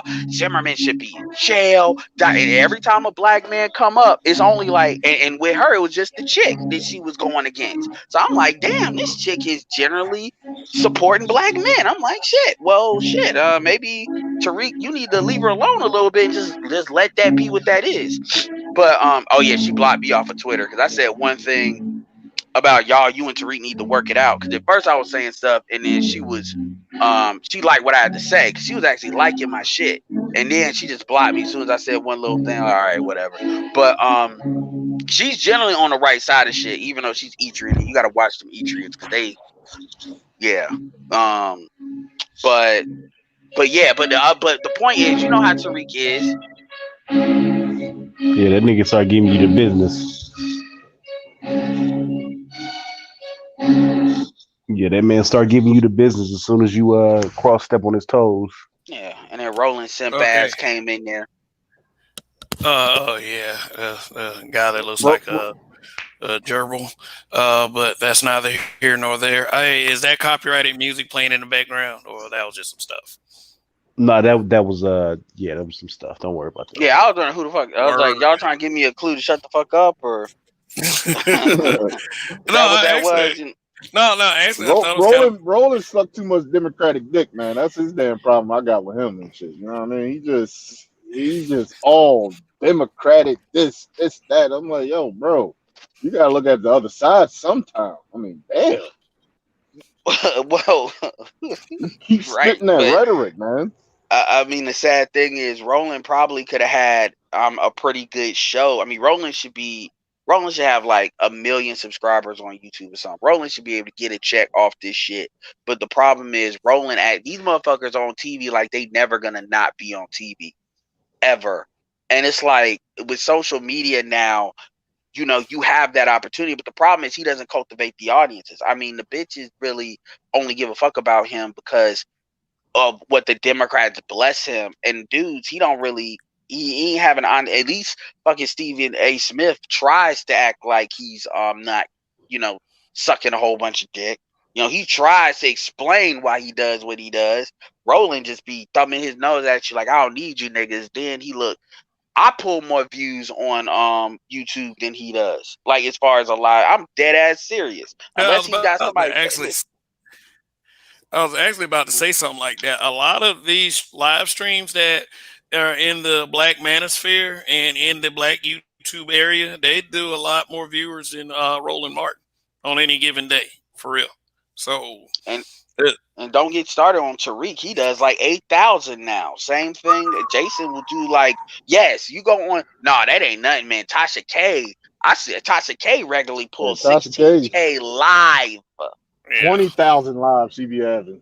Yeah, I'd be like, I had to screenshot that shit. I said, but for all of the dark skinned women can't win. Shit. Man, you are appreciated like more than you know. In there. Or more than you're willing to admit. Mm-hmm.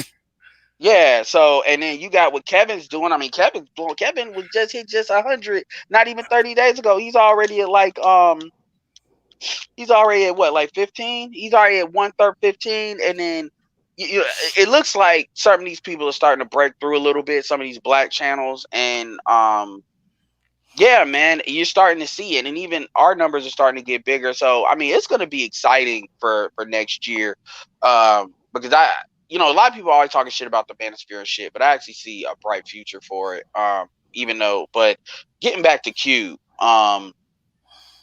I mean, the reason why it's hard to talk about because I mean, everybody for the most part, everybody's in agreement. I mean, all he did was put together a plan, and it's really designed to start a conversation and him lending his influence to it. But because the problem really is, it's because it's so close to the election. Now everybody's like panicking in 0 hour, so they think they could do Q. They think they could do Q like they did, Kanye or somebody. Snoop. No, like they did Snoop.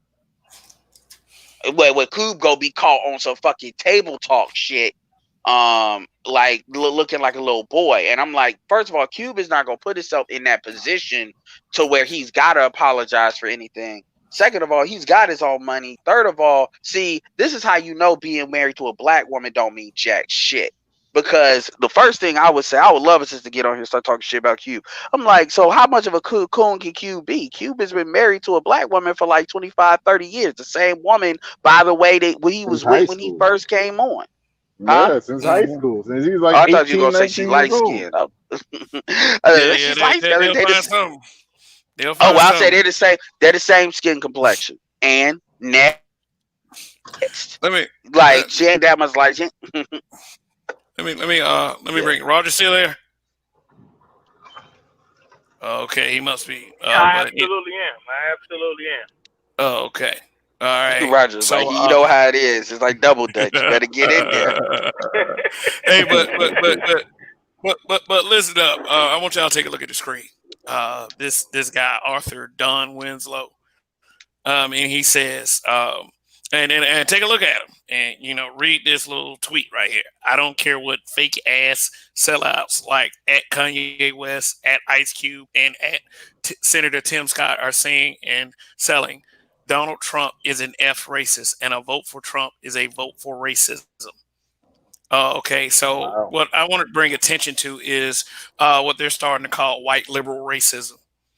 Basically, not necessarily using the N-word, but using your political views to go at black men in a blatant way, or black people.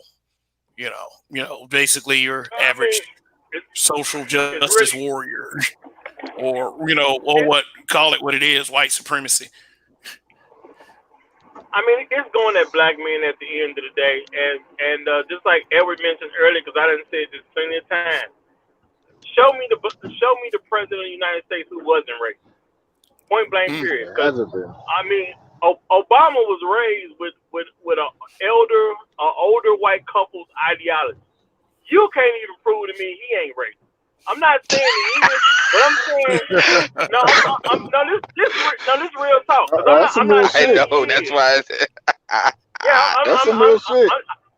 What I'm trying to say is, if you really had to put facts on, you getting that damn I didn't think about it laugh. That's why we laugh. It was like, damn, that's a good one. I'm saying if you really had to put facts on the table, could you prove he's not racist? You have a hard time. Yeah. In Chicago, and a lot of people don't realize that Chicago is be the main. Black men in Chicago be the main ones to talk shit about Obama. So they were the ones that had to shut the fuck up the most during this presidency. He don't look at the regular black folk the same way we do. He think he up above them and shit. He ain't come up like us. I mean, you can see it in his daughters. His daughters can't stay out for white dick, and I said it. And even after them white people play one of them like that, and you don't see, and that's how you find out how black. I always used to tell non-ADOS black people, man, your culture goes as far as the nearest white person. And I say the same thing about Michelle. Say what you want to, but at the end of the day, Michelle is not her daughters. She gives no fucks about her daughters being around white boys, being with white boys like that, even though they're gonna have her ass set the fuck out. I mean, they've already demonstrated they'll do it. So again, you have this sexual politicking and this gender bullshit playing out, and it's starting to get out more in the open. And the problem is there's too many black men with an opinion. I always tell these brothers, look, it ain't, oh, well, Trump's going to get 20% of the black vote. No, he's not. But what you're seeing is a beginning of what's going to get worse and worse every election. And at the end of the day, first of all, this is the thing. Number one, People can lie to you about who they vote for if they voted. Number two, at the end of the fucking day, they don't have to have the conversation with you. And number three, a lot of black men are saying, they saying, look, I voted for this person. What you gonna do about it? Oh, I'm not gonna talk to you no more. Okay. But there's enough black people like that. Hell, there's a couple of black females that'll tell you they voted for Trump. And I'm not just talking about females. It's like, what's that? Those coon chicks that was. So what was that chick Anonymous on the Phillips. What about the chick on the Breakfast Club before she got played by Tommy Sotomayor? That's the black one. These motherfuckers don't give a fuck because at the end of the day, it's almost starting to be like the black church where you see. Remember, people act like black men would have never fell out of the black church. They did. So y'all better stop acting like black men can't just say deuces. Black. That's real talk. And then my thing is about Michelle. Michelle was accepted as a regular black woman. What do we expect from a regular black woman who has the chance to be with a white man? What do we expect from that? So why would we have it? And when you think about that, why would she have a problem with what her daughters are doing? If you put all that together, it all makes perfect sense to me. So go ahead. Well, I was just gonna say a lot of black men usually to come in this space. It's a difference between being a Trump fanboy and not giving a fuck, or not really. You don't have to like Trump to not like Biden or not like the Democrats. One thing about it that I will say, a vote for Trump is not necessarily a vote supporting the Republican Party, because everybody that votes for Trump doesn't necessarily like the Republican shit. They're kind of separate. But a vote for Biden is definitely a vote for the Democratic Party the way it is now. And the truth is, yeah, so I mean, people separate that. And again, that's what I was gonna say. You have black people in this space. If they advocate, oh, you should vote Democrat, really what it is they're scared. That really is how they come off. Seriously, they come off as they're scared. It's like, really, you're just nervous, and you can see it in how they talk. Like it's just you're scared, and it's or they say they got a white bitch, and they're just scared about that white bitch getting mad. Well, see, my thing is this: plain and simple. Vote for who you want to vote for. I've never been loyal to the Democrats. I'll never be loyal to the Republicans. There's 4 other political parties. You always have an independent. I won't be loyal to anybody. Every election, my vote is for sale. Who's trying to buy it? That's all I'm trying to figure out. Whoever looks like they're trying to buy my vote, that's who's going to get it. Point blank, period. There's no point in having loyalty to a party. That's what idiots do. If you already say that I'm going to be loyal to this party, then there is no reason to service you. You know what I'm saying? If your money is already loyal to McDonald's, you know what I'm saying? Why would Burger King go out of their way to do something for you when your money is already allocated to McDonald's? And if McDonald's has your money already allocated to them, why would they do anything for you? It don't make sense. As much as black women talk shit about they're not gonna take it anymore from black men, it's like they have no concept of understanding why black men wouldn't want to deal with the Democratic Party no more. So you all understand about not having blind loyalty to your own men, but you can't understand why black men wouldn't have blind loyalty to another group. And the truth be told, a lot of black women don't like Kamala. That's overblown, completely overblown how many black women support Kamala. To be honest with you, it's not as big as what people think. Well, I'm just going to vote for the person with a black woman in it contingency. It's not. So we'll see. We'll see. And then again, I don't care either way. I told BGS, I'm going to find out when you do. So it's gonna be. I really personally don't care, because with buried in there, a lot of the stuff that, again, a lot of this stuff don't even mean shit. It's just like, oh, well, it's gonna feel good. And if Trump if Trump gets back in there, I mean, a lot of people gonna be on suicide watch. I'm gonna tell you, a lot of white women gonna be on suicide watch. Hey, I want y'all to take a look at the screen. All right, this is the infamous Brittany Cooper tweet, and I'm going to read it aloud. I am reminded that in the 19th century, black women used sex strikes to make sure that brothers didn't vote against black interests, which is to say, there has always been this rogue black male element among us, and sisters have always been on point. Anyway, I've said enough today. What the hell is that supposed to mean? I mean, the same thing that when Susan Rice did that tweet to Snoop. I mean, I'm gonna keep it real. I know people don't. I'm not even gonna say all that, but the truth is, well, I'm not gonna say that because I don't want nobody advocate violence on the show. I'm gonna say the truth. This woman is far too big to be talking to in general at any level about black men, about any type of sexual conversation. You need to shut up. If you really wanted that said, you should at least found a woman worthy to say it to a general man. Why are you talking to me about sex? You are huge, lady. Okay, let me right there. What the hell is that? Yeah. That was a person trying to bring up sex. That was her. Oh my God. That was the person who did that tweet I just read. Talking about the sex strikes. And she. You got it for me, Mama. You ain't got to worry about that. That's the same type. That's the same type of chick calling Kevin talking about why can't I find a man? It's delusional. I mean, a lot of people are like, they're delusional, and they get on the social media to be somebody, and it's like, half the time these motherfuckers don't even be having any kind of followers on Twitter, but somehow they got a blue check mark. They be having like less than 1,000 followers, but with a blue check mark. I'm like, what type of hustle you running to? Well, let me say this: any woman that looks already on strike, point blank, period. We on a sex strike right now. I mean, and I'm not she must be denying. Hell yeah. I'm good. She must be. I ain't crossing that line. She must be in the process of denying somebody right now. This is. I mean, she must be one of them big old freaks. Man. No, I'm just saying. I mean, there's certain things you have to do, and you have to think about how it's gonna look when you go out to make a public statement on a public platform. And you're saying something like that, you got to think about how this is going to look. How can a woman like this talk to the general? Now, I could somewhat understand if you was talking to your own man, but you don't talk to the general public and have a woman like this say anything about sex strikes. Well, that just seriously.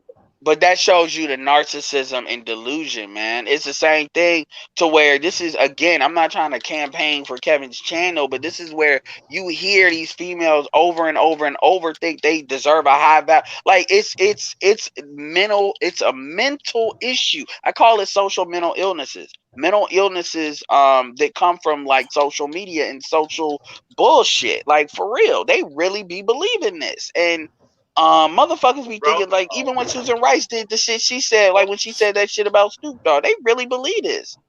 Bro, they believe this well before the invention of social media.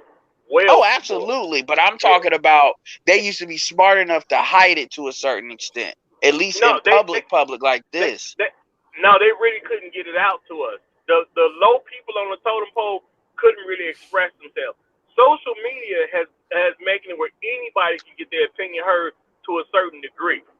The average person could not get this dumb opinion out here. You know what I'm saying? They already thought this way. They just couldn't be heard by most folks. That's it. And because if you think about before social media, I'm saying something real right now. If you think about before social media, nobody knows who Brittany Cooper is. You're not going to sell a magazine with a woman like her. You're not going to sell a television show with a woman like her. You're not going to sell a movie with a woman like her.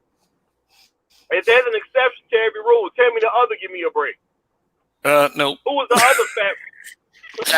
That's a good one. He came up with that quick. He said, "No, fuck you, nigga." That's how a woman. I mean, shit. I mean, like you remind me of that movie Half Baked when he was like feeding a horse and was like, "Hey, girl, you're hungry," and then the woman passed by. "Fuck you, nigga." The big one. Remember that? But anyway, I don't remember. And I probably don't remember because she was probably too big for me to remember. it just is what it is. And I'm not saying a fat woman couldn't get on television. I mean, ain't nobody finna build no show around you and you a fat black woman. That didn't happen. That's who said that. But anyway, the founder of Me Too is the chick. This is the founder of Me Too. So that should tell you all you need to know. But But let me just put it to you like Dang, this. I I ain't know don't she want was this to that think that. big. Yeah. I mean, we don't want anybody to think that this is some kind of shaming piece or anything. But when you say stupid shit and you're in a certain position or have a certain physical stature, you're setting yourself up. Unless you live in a part of the country I where mean, men come on, is man. born If a to feel that. short nigga said that shit about to females will be all in the you Like I little said, nigga, you like fat I said, nigga. You. So let's stop. First, Let's stop acting like that ain't with the first thing that would come out. You really nigga, blah blah blah blah. You're incel. You're this, you're that. All of that would come out live and live in color, man. I don't want to talk about sex to a woman I probably couldn't pick up. I don't think I could get my arms around her to pick her up like that. You know what I'm saying? She looked pretty big. I mean, If pretty. she look about if she about 350, I'm not surprised. It's like a big woman to me. I'm not gonna have a sexual conversation with a woman that weighs 350 pounds. Well, I mean, you brought the picture up, Kev. I mean, so you talk about what if somebody would have asked, like, why is this relevant? Obviously, she's the one brought up sex. So, first of all, and I don't even need a picture to do that. Here's a reality. The reality is, black women are not gonna stop fucking who they already are fucking. This idea that so this idea when they act like what so anyway that shit. That's some ultra liberal bullshit. Even that shit with the shy was on some ultra liberal bullshit, like Afro Negroid intersectional liberal bullshit, man. Whatever. Well, I'm gonna tell you this: when Trump get back in office, and because I already done been figured out that man gonna win the election, there's no chance that Biden is gonna win. I literally just told this to somebody earlier today, like, man, he joking with me that, man, yeah, I ain't trying to see Trump in office. And he joked like, man, come on back around. If Trump gets in office, just come on back around, blah, blah, blah. I'm like, bro, I'll see you later. Because I already know Trump's going to win. It's going to happen. And watch these women jump on a bunch of new dicks after he wins. So they can forget about the sex track. I don't even care about that. I mean, they could do what they want to do. I mean, shit, I mean, whatever. Even shit, she should have said, "Oh, we're gonna abort all black male babies, men." She should go all the way, man. Let's let it out so people can't say that's not how people think.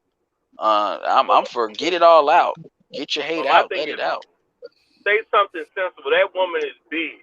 She probably about 350, and most guys ain't trying to put their arms around a 350-pound woman under any scenario.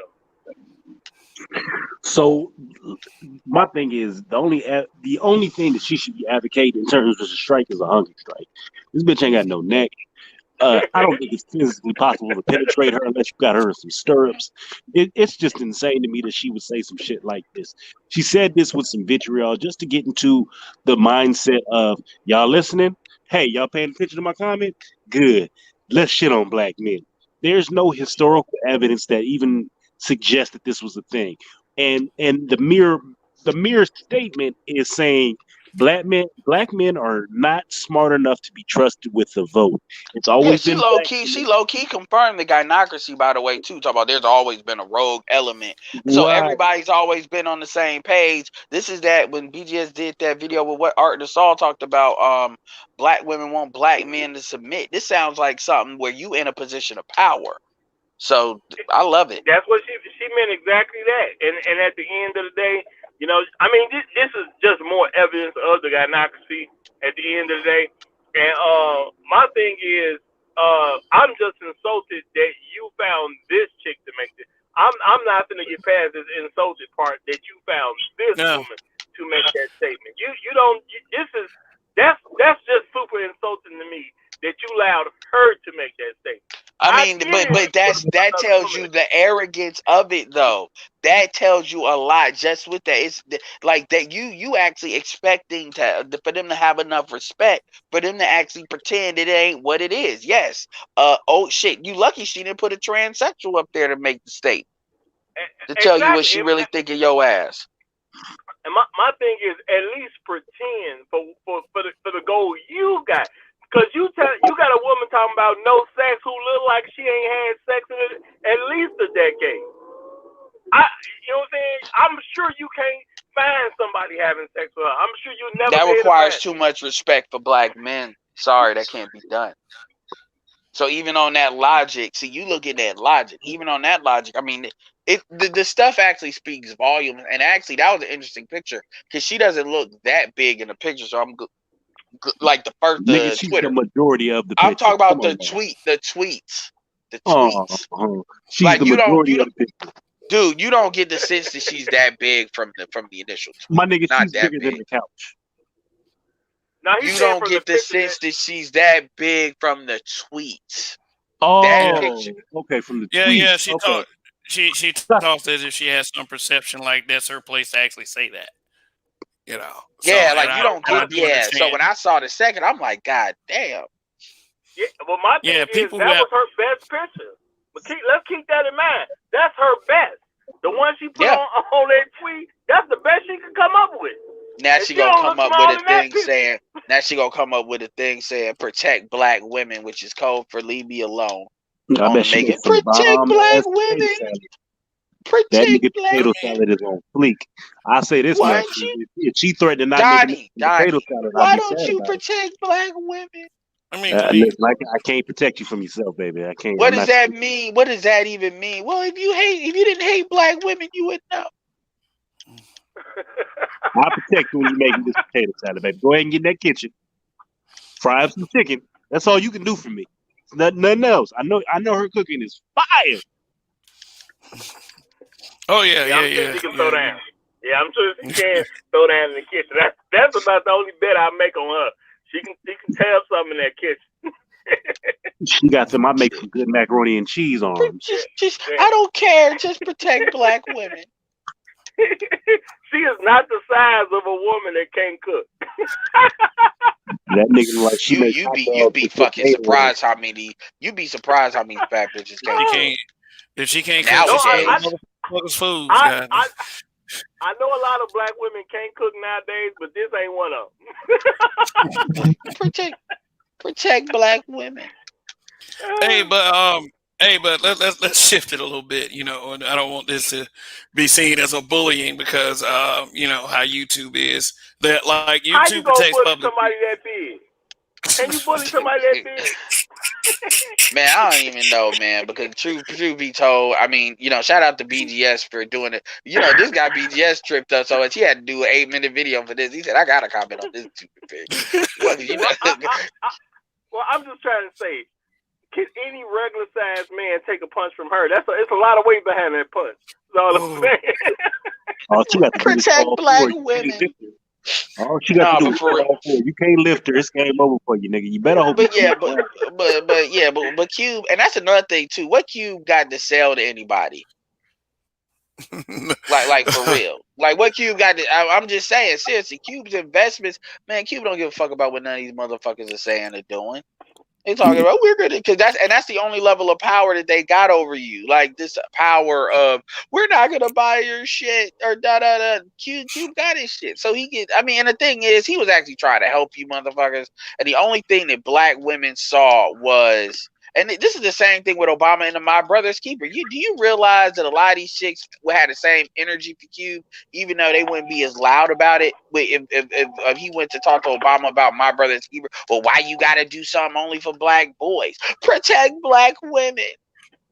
You know, it doesn't matter that they already got all this stuff. Protect black women. What about all the girls? What about like the 60% of all the black girls are always disappeared somehow? We don't want to say they're running away from my trash ass home, which is what a lot of them are really doing. We're just gonna say they're being sex trafficked. Protect black women and girls. I don't want to hear. I don't want to hear anything else. Protect black women and girls. And then when that doesn't work, great. Yeah, when they talk themselves into a corner, they start all this little virtue signaling just to get themselves back into victim mode. And we know why do you hate black women? But why do you hate dark-skinned little girls? That's what Christy used to do. What about these dark-skinned little girls? I used to be like, bitch, if you don't shut all the way the fuck up with that stupid shit, you know. And then the next video would be with Rashida Schroeder, how Amara La Negra is stealing the darkism movement. She's literally done videos like that before. Amari's stealing my brand, goddammit. I'm the queen of darkism. I better stop saying her name and saying darkism because she'll. You know, do you all know that I've literally put darkism in some of my videos just to see if she show up, and she did. She really does. She really does. In fact, I'm on some of my videos, I didn't even put darkism on the title. I put it in the tags where you can't see that. And she showed the fuck up because she really does troll. She really does look through that keyword like that. That's how on it she is. I said, man, bitch, you better get a life with that bullshit. I'm saying that sounds sad. Yeah, you should have seen how she almost went at Fantastic.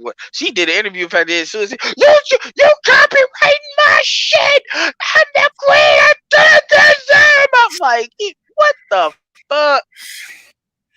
Yeah, controversy creates something. I'm gonna sue you. That sounds very lonely. I'm just saying. Yeah.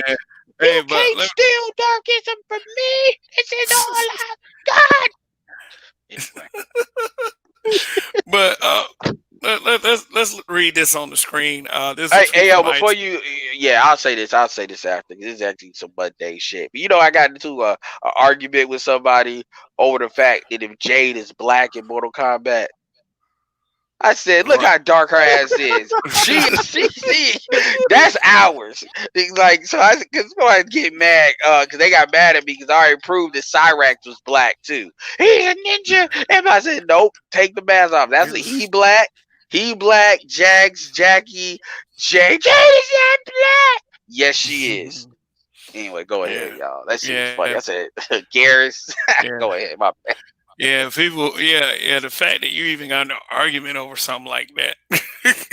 I was playing, but it was funny. That's what happens when you in the geekdom thing, like them geekdom channels. Them motherfuckers, they like, yes. Like, what the fuck is she there? Indian, shut up. The Indian. Fuck you talking about? Yeah. Oh damn. Is it gonna say to you? Go ahead, my bad, man. Yeah, you gotta watch them because they are low key racist. This is fuck for real, like them little geekdom guys. But anyway, there's a tweet on the screen from Ice Cube, and it reads: "When I got bused to school, homies called me a sellout. When I started rapping in 1983, bangers called me a sellout. When I left NWA, they called me a sellout. When I started doing movies, rappers called me a sellout. When I started my own league, the arena said it was a sellout." Laugh emoji with tears. The league he was talking about is, anybody ever heard of the Big Three? It's like a 3-on-3 basketball league. The 3 league. I mean, ain't it still going? Yeah. It's his it's whole highly point was successful a lot too. of.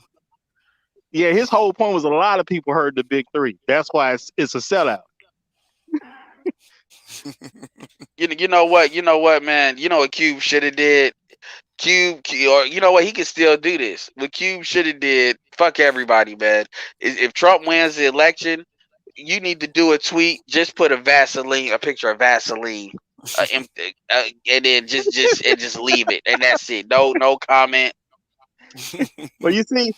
That's the thing about Q. The man got so much money, we forget about all the money he got. Because when we was talking about what he was doing earlier, didn't nobody even mention the Big Three. So the man got so much money, we forgot about part of the money, even though it's a big part of money.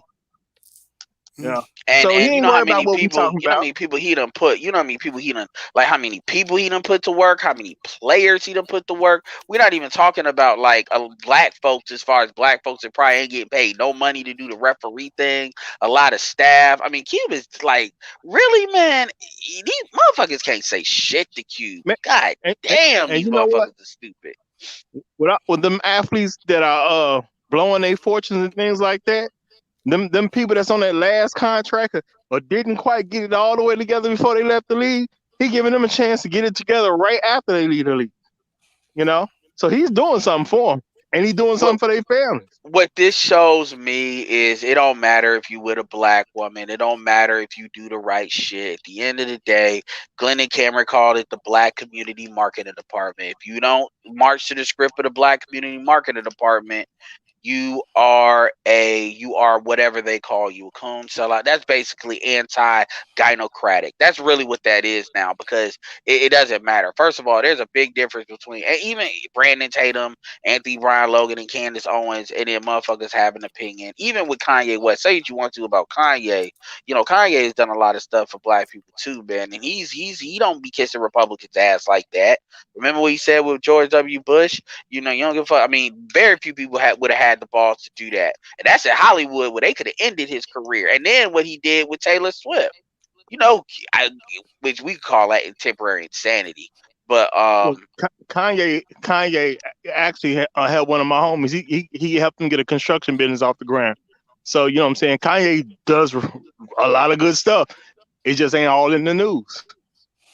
Yeah, and the thing is, for black people to not understand that, and mainly it's black women and like a lot of Democratic operatives. You're right, it's that liberal racism, and black men are the main target. It doesn't matter which party it is. It's just black. Like when you look at all the black male homelessness, like think of all the black male fuck Biden and Kamala. Let's talk about the Democrats as a whole, 'cause that's really what black people are rebelling against.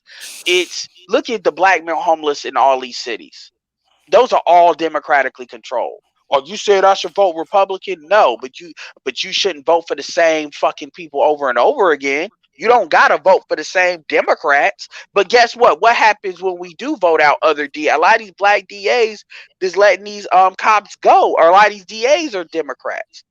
The fucking bitch that let Zimmerman go is a Democrat. I don't know what the fuck y'all keep act. It's stupid. And the thing about it is, number one, you all get so hyped up over this political shit, like that's the shit that's gonna change your life. Good and goddamn well there ain't nothing gonna change. Ain't nothing gonna change Joe Black ass just because Trump gets out there. The only thing is you gonna have this false sense of accomplishment. For what? What are you gonna feel like you accomplished? You just a sellout. Yeah. Okay, man. This is why people say black people got low IQs. Just go with shit like that.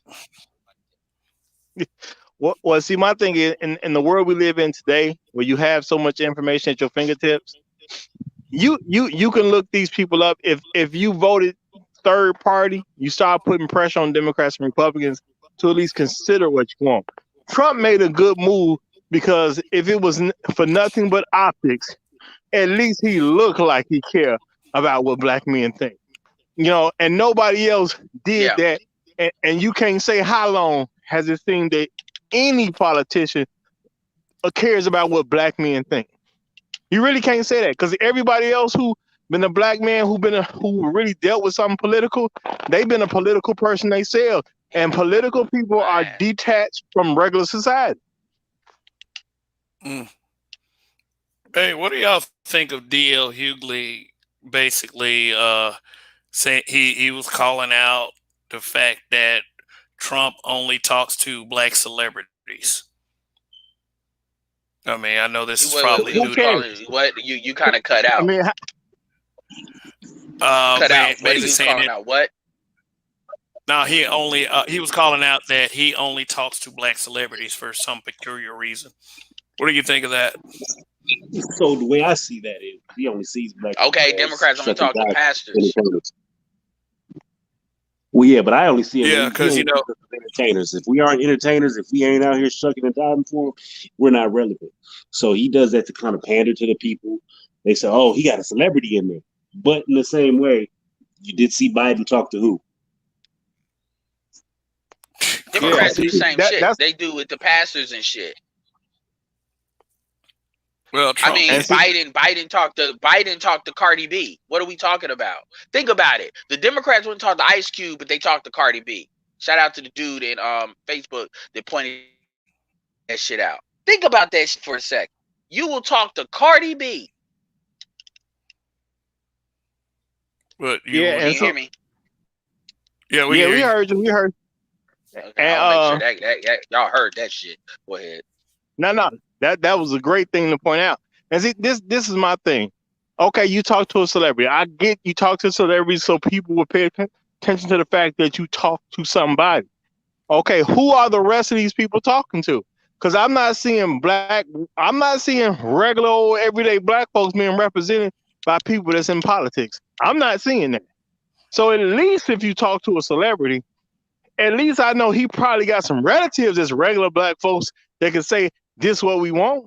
But if you won't even talk to them, I know ain't none of them came to talk to me.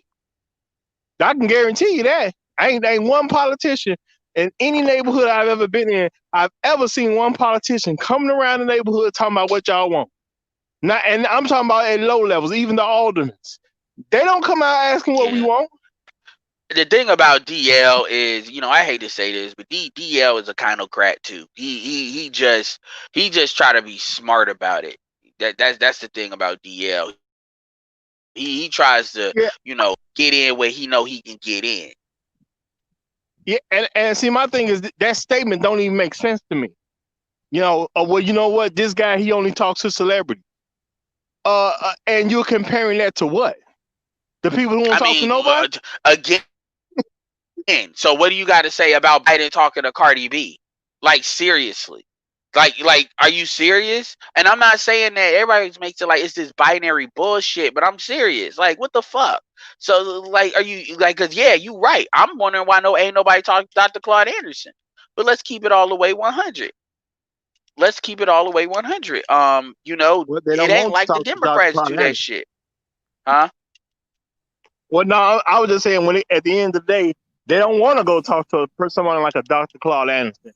And the Democrats, they know all the black people with a real mission, and I don't see them trying to talk to any of them. And I don't see DL trying to promote them. Say what you want to about the Breakfast Club. At least they had them on their platform. I don't see you the Claude Anderson being interviewed by DL Hughley show. DL can kick rock. DL cares about his money first. He ain't gonna do nothing that he really believes. He ain't gonna pull no Nick Cannon. He ain't stupid. I'm actually like low key related to him, like kind of not far away, but through like second, third cousins. And I don't have an issue with DL, but at the end of the day, man, he knows what the fuck he doing. He ain't stupid. He just trying to. No, He just. I got an issue with the fact that he'll say something like that because that's really saying black people are really stupid. We're supposed to take a statement like that seriously. You want to compare Right. Trump talking to black celebrities against people who don't really talk to black people at all. That makes zero sense. Well, I will agree with. Let me see what I just had on the screen. John Doe said DL is a Democratic shill. I've been following DL Hughley on Facebook for a few years, and Yeah. I could tell you that in the 2016 election, he really is like, for the indoctrinated corporate Democrat in mind, because all he did or all his administrators did was attack Bernie Sanders. That's all they did. And, they really push for Hillary. So I know that DL is a Democratic shield, so he's gonna say some shit like that. He's not gonna, I don't know. He DL, just ain't Roland Martin level goofy about it.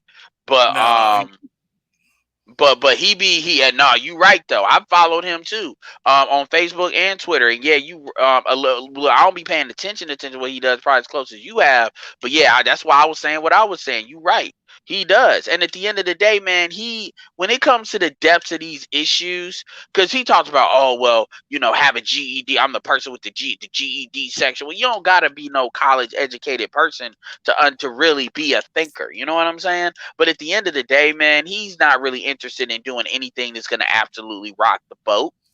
He's not. And he's not going to use his platform, because I've seen what's happened. I've seen what's happened to people that do use their there's a dude by the name of Warren Ballantyne. And anybody that he actually used to be in Raleigh, and but he had a national show. And this is a dude that would go like literally where I used to live, there's a bar, like literally in kind of that plaza. And I could literally go over there and talk to him because he was over there. And this is a dude who have a Saturday thing. He would actually do a thing because he's a lawyer. You know, right? He is a lawyer, registered lawyer. He would actually do a Saturday show where he would give men. It was for all men, but you know, it was pretty much on black men that called in. Free legal advice for child support, and this is from somebody that is an attorney, right? And he did that for like 2 years Saturday, and he got into some. They tried to come at him on some real estate fraud stuff. That, by the way, it turned out he did not do. It was just he was connected to somebody, and then the Obamas and all of them abandoned him. This dude said Trump was gonna win like 2 years out. I remember it because I didn't want to hear that at the time. And he said it like 2.5 years out that Trump was gonna win if he even started to run. I was like, damn, he called it out before anybody that I saw call it out. But my point is, he would talk about that real shit, and I saw how folks abandoned him and shit. How he had to put himself back the fuck together. He's actually a dude. If he actually tried to do an internet show, in fact, I might try to get him to do one. He could probably get 1 million, easily 1 million, 2 million subscribers because he's good. He's that good. All right. Because he had a real radio station. But anyway, so I already know what happens to people that really rock the boat. My point. Oh, okay. Oh yeah, Darius Harper. Thanks for the super chat. He says thoughts about Ice Cube interview with Tone Talk 80s. I haven't had a chance to check out that interview yet, but by the fact that you mentioned it, I'll be sure to check it out. I interviewed you. You said Killer Mike. Tomorrow. No, he said Ice Cube interview with Tone Talk 80s. I mean, you know, Tone Talks is a Democrat. He's a wannabe Democratic shill. So I mean, it's probably a good interview because obviously him coming to social media in general is better than what he's gonna get with, like, you know, DL and them. But you know, Tone is pretty much the problem with Tone is Tone thinks a group Powernomics is basically some bullshit. He's basically on the you know, capitalism is the problem. And you need to just dial back capitalism, and somehow that's gonna help black people somehow. He basically acts like capitalism is an inciter of racism. And then when you see that he's right by Yvette Carnell, no, this is this is what he believes. This is what he believes. And even with the ADOS shit, at the end of the day, man, he's a Democrat. He is not black first. He's a Democrat first too. He just goes about it in more of a roundabout way. I'm not saying not to watch the interview, but a lot of black people be really taking what Tone says seriously. I'm like, I don't know why you niggas do that. Because I mean, you all might as well listen to any other Democrat. Might as well listen to New Possibilities, or there's a couple of them. Well, my extent of my knowledge on who Tone Talk is he claims that him and Yvette Carnell came up with ADOS, and he's into it with Tariq Nasheed. Well, he was into it with Tariq Nasheed not too long ago. Yeah, well, they didn't come up with ADOS. They actually took it. They actually took it from somebody else. They just popularized it. I'm not trying to say you're wrong. I just want to correct that. And as far as why they're in it with Tariq Nasheed, they're in it with Tariq Nasheed because, quite frankly, it's the same reason why Rashida Schroeder will get in with anybody when it comes to colorism. They want to corner the market in this ideology for their own personal power. And then Tariq Nasheed said, fuck that, because y'all really ain't serious on that, so I'm going to do foundational Americans. And everybody tried to play like it was this split. It wasn't. The reality is Tone and them was never really serious about reparations like that. They were doing that as a calling card to basically get black people to vote Democrat. Because when it came down to it and they had to actually show their card, they said you should vote for the Democrat because Trump is racist. They went back on that card. They went back, they admitted that. And that's when you're okay, yep, you really about just voting Democrat. That's it. So, yeah. And honestly, when it comes to anything with politics, I'm just past the point of voting for anybody due to party loyalty. Party loyalty does not make sense to me. There's no logical explanation to party loyalty because as soon as you loyal to it, they don't need to do anything for you. You want my vote, you got to give me something. Period. Yeah, that's why everyone else who's been successful has done it. They sell their vote. Oh, my bad. Go ahead.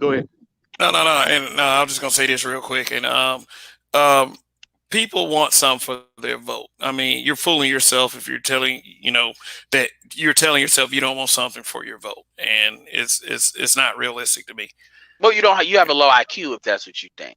I mean, I'm just gonna say it just like that, like because and you just don't want to think like that makes stupid. That's like saying okay, if that's like saying that people just give people money for no reason. Even when you give money to a poor person, it makes you feel good. Like this is stupid, and man, people don't think like that. It's the reason. Here's the thing: black people, when they do that shit, they're operating on fear, and it's very obvious that they're operating on fear. The reality is, when they say they're voting against racism, they're like black people are getting shot under Obama. They are voting out of fear. And that's really what they're arguing against when they argue with you. That's what happens with the responses that they get. They see that you're putting them in danger, and that's because they're so ignorant to what's really going on. They actually see that you actually have a choice between Democrat and Republican, and they don't even know the Democrat and Republican Party used to be the same party at one point. So it is what it is, man. Okay, all right. Well, Well, I'm about to let me say this real go quick. ahead. Let me say this real quick. You know what I'm saying? My thing is, black people don't seem to have a problem with everybody else selling their vote. So why they got such a problem with a black person selling his vote? That don't make no sense to me at all. Did the white folks sell their votes and they cool with it? And they'll tell you about how white folks sold their vote. Chinese will sell their vote and they cool with that. And everybody else can sell their vote. And then if you don't sell your vote, if you just give it to the Democratic Party, you know what I'm saying? You totally cool, you hunky dory. Long as you stay low, don't think for yourself, do exactly what you're told, you're absolutely fine. But let you say, I want to sell my vote because I want to be better off. And niggas got a problem with it. Mm. They ain't got no problem with It anybody doesn't. It else selling doesn't their make vote so sense. they can be better off. It doesn't make sense if you don't know like what the dynamics of the black community are. Once you understand that they actually think they run your ass and they own your ass and own literally what you think.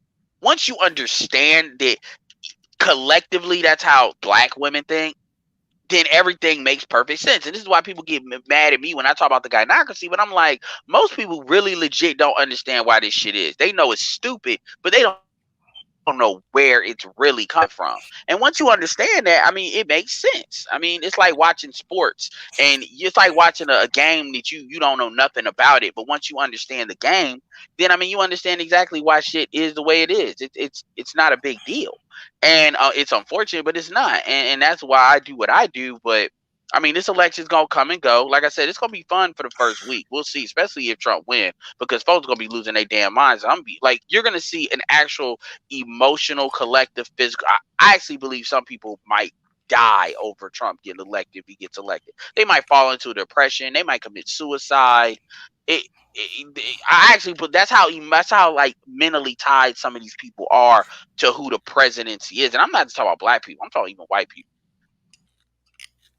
White people Yeah, start having periods and then covering. and They gonna start doing some honestly, crazy all that shit. shit necessary? Is all that shit necessary just because someone gets To elected? them, they gonna think Like, it is. Get the casket ready. That's all I can tell you. Get the casket Yep, they're gonna ready. lose their fucking mind. And I tell people, a big reason why I tell people about why you tell Joe bring him so you can mentally prepare. So it ain't no shock and then you ain't doing something stupid. Like don't you niggas better not do no rioting bullshit. Think that's what you gonna do. I'm gonna riot because Trump got in, so we just gonna act the fool. Like man. Man, oh okay. man. Well, all right. Well, before we wrap this up for tonight, I just wanted to play the audio of Ice Cube speaking, just so everybody can hear. Yeah. So, just one moment while I set this up, and then we're gonna get final statements and call it a night. So, hold on one second. Let me go ahead and cue this up. Just bear with me. No, absolutely. And that's another thing why he's doing that. Yeah, black people have way too much. A lot of that sellout bullshit is really that it's people putting social value above everything else. Black people have a bad habit of putting social value above like logic. We have a real bad habit of doing that. And that's that hive mindset that comes from having the zeitgeist of a black of a female. Anyway, Well, my Yeah, that's thing what like women do. is selling out is one thing, but not selling at all is a totally different thing. I'm gonna sell my vote. I'm gonna keep selling mine. Point blank. Period. I mean, it's the same mindset when you talk about, well, you should be loyal to black women no matter what black women do because we own you. They'll never say that, but that's really what it's like, no, you're going to have to earn your man. What about like Jessica Light be called? Like, you're going to have to earn your man. Sorry, you're going to earn your guy. You're not owed a man. Well, these millennials don't like me. Guess what? They don't have to like you. Just like just like with the millennials, y'all were told that y'all don't have to like these dudes. They're lame. They're this, they're that. Well, now that's y'all now. So what are you gonna do? You gonna start shaming because nobody gives a fuck? I mean, I'm gonna get with another non-black person. Go ahead. Well, that's not really what I meant because why haven't you already? If black men don't like you, why don't you get you a lunch spend? Well, I don't. Okay, shut the fuck up then, cause you okay. bullshit. Okay. Well, I got the audio queued up right now, so just want to All play right, it real quick. And if this is Ice Cube's own words of what happened, and we'll just get our you thoughts gonna on that, start and then playing we'll the wrap No this up. Vaseline song. Okay. All right. Here you go. People of color shit that don't necessarily include us, that don't necessarily include black Americans, especially descendants of slaves. ADOS, American descendants of slaves, that ain't specifically us, it's everybody. We ain't gonna get shit. Because when you look around, everybody hates us. So we still at the bottom of that. So, I think the Democrats, they got every black celebrity and shit on their team, so they just figure, tell Q shut the fuck up and vote. And so, I ain't gonna do that. I'm gonna push the program. We got a program, I'm pushing it on everybody. We also met with the Republicans and shit. They brought us in. We talked to them. They moved the agenda a lot because of what we said. They put $500 billion on the table, and but who knows? Who knows what's gonna really happen?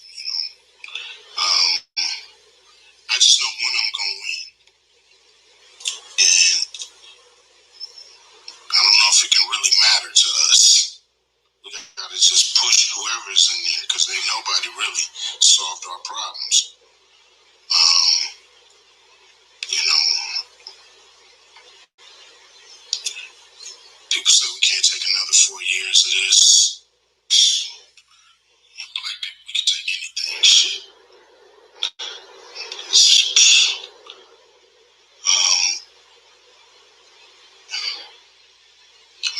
Joe Biden, the Democrats, I believe they owe us. Will they do right by us at the end of the day? Who knows? I think the plan they have is they're doing a lot when it comes to safety and police and all this shit, but that dough is thin. Everybody money's thin. We're not gonna get no respect in this country without the cash. We ain't gonna get no respect in this country without having money in our community. It just ain't gonna happen. It's not gonna happen. So everybody can be mad at me, pissed off at me. I don't give a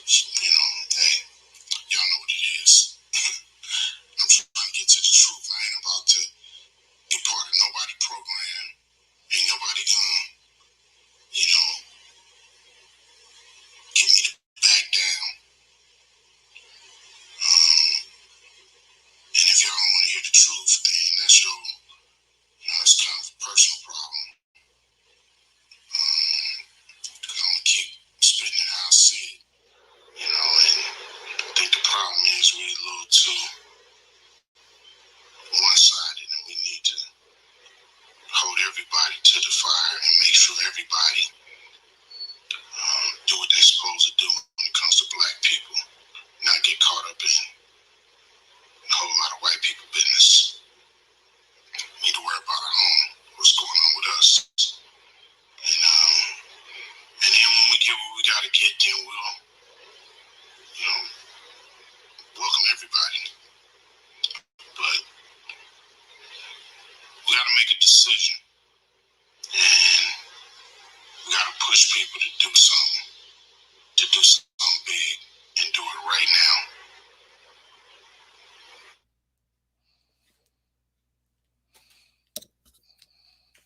now. Okay. What did he say wrong? What?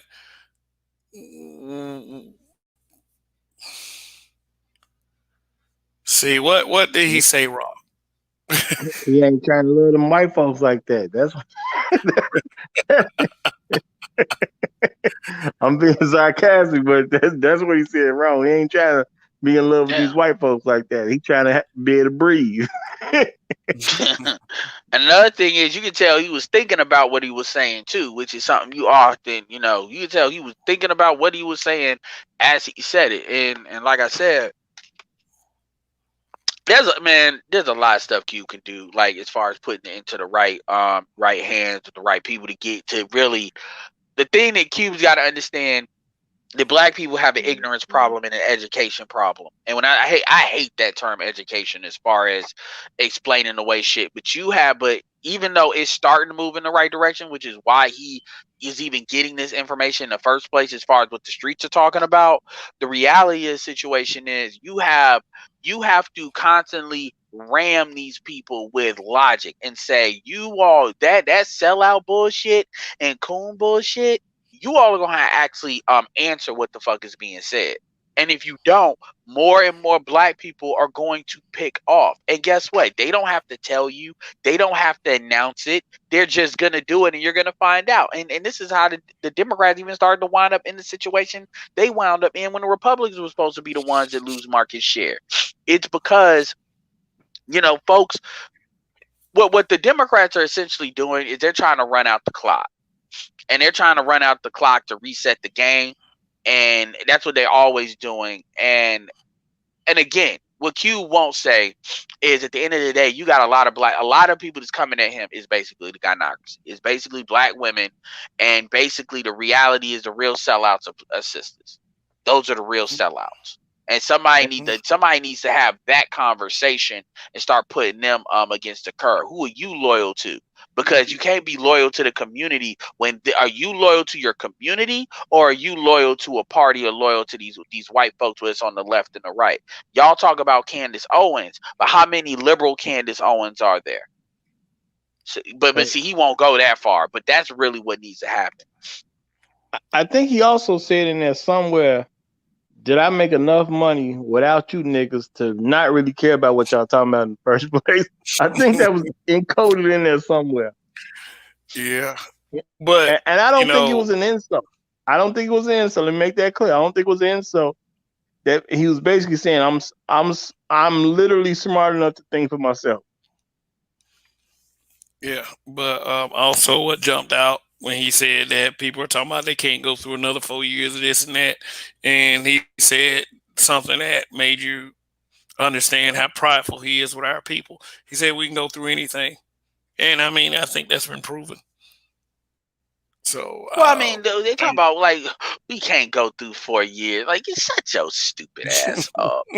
Like, anybody would have tell me that. Like, if you really believe that, it's like when people talk about I'm gonna get a passport. Where is it, man? What do you mean? I said I get in my drawer right now and show you where mine is. Well, right here. Yeah, right here. What? You know what? Every presidential election, they say if we don't pick the right candidate, the world gonna come to an end as we know it. They've been telling me this since I was a teenager. Remember with Bush? I remember what they used to say with Bush. Oh my God, we gotta end this war. Oh my God, they're gonna send my child. I used to hear before Bush's second term, if we don't reelect Bush, the streets are gonna run. The streets are gonna run red with the blood of our children. Don't let the Literally. terrorists win, goddammit. Like, 24 was my shit though. I didn't like how they killed the black dude though. That season, shot him in the neck, went out like a bitch. He living there looking in the air.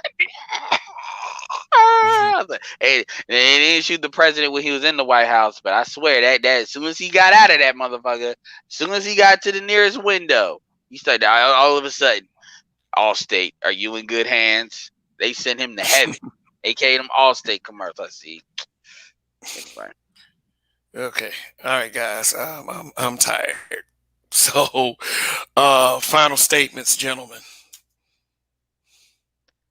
I keep it simple and easy. Long live habitual line steppers. I'll see y'all later. Tackman Killer Clan 187. What's up? He said, "Let Ed cook." No, I'm good. I know he's tired. He's like, oh God, man, this is gonna be another 30 minutes. No, I'm good. Yeah, man. At the end of the day, man, you know, people talk about where are people that want to lead. The shit that folks are doing in the cube is exactly like a lot of folks leave you niggas to your own devices. Because at the end of the day, I'd rather you niggas be fucked up than I get in front and then you try to fuck me up. And that's real fucking talk. That's why motherfuckers do. People wonder why everybody on the hyper individualism shit and they do them. That's why. Because when people try to do something for y'all, you motherfuckers, I'm not gonna fight you to help you. I'm not. Cube's all right, regardless. He probably making more money under Republicans than Democrats. So anyway, that's my last word. Okay, and thanks for stopping by, Edward. But damn that bitch. Here's what I'll say. Anyway. Yeah, but anyway, just to say this real quick, you know, I said a while back that maybe celebrities do need to stop speaking up, public figures, because it seemed like every time someone speaks up that we find some way to attack them. I mean, the complaint before that was that these celebrities don't speak up enough, and that's a pretty bad look. I mean, which one? You're gonna have to make a decision sooner or later. But really, honestly, the decision that you should be making is the one that's for the best for you and your people locally. You know, maybe if we get some local things going, we could all get together on a more national scale and talk about how we can improve our community. But you can't shit on every black man that tries to help. I mean, we have a serious problem with that. And I mean, Ice Cube, like attacking Ice Cube should let you know that, you know, maybe you need to take some more self-examination, because that shit right there, based on the kind of person Ice Cube is, does not make any sense. But let's just say what it is at the end of the day. At the end of the day, Ice Cube is a black man, and we seem to have resistance against any type of anything that a black man does. And I'm beginning to notice more of that. And really, honestly, that bullshit needs to stop. And I will advocate for it to stop. So anyway, that's all I have for tonight. You know, Ice Cube is okay. There is no way I'm going to cancel the guy that said fuck the police and came out with the movie Friday. Come on, guys. I mean, and even if you know those are superficial things, it's way more than that. Trust me. I mean, hell, he's an example of a black man. He's an example of someone who has left a foundation for his children. And that's something that based on that, that's something that we should follow anyway. We should want that for all of us, you know, for all our families. So anyway, this is Kev. This is Black Man Being Brutally Honest. Thank you a bunch for sharing in this with me. Thanks for your viewership. Thanks for the 2 super chats from Sister George and Darius Harper. And for all the people that are listening, you guys make this shit worth it. Seriously. So anyway, this is Kev. I'm your new favorite weekend warrior. Long live the habitual line steppers. And Kev, we trust. See you tomorrow night.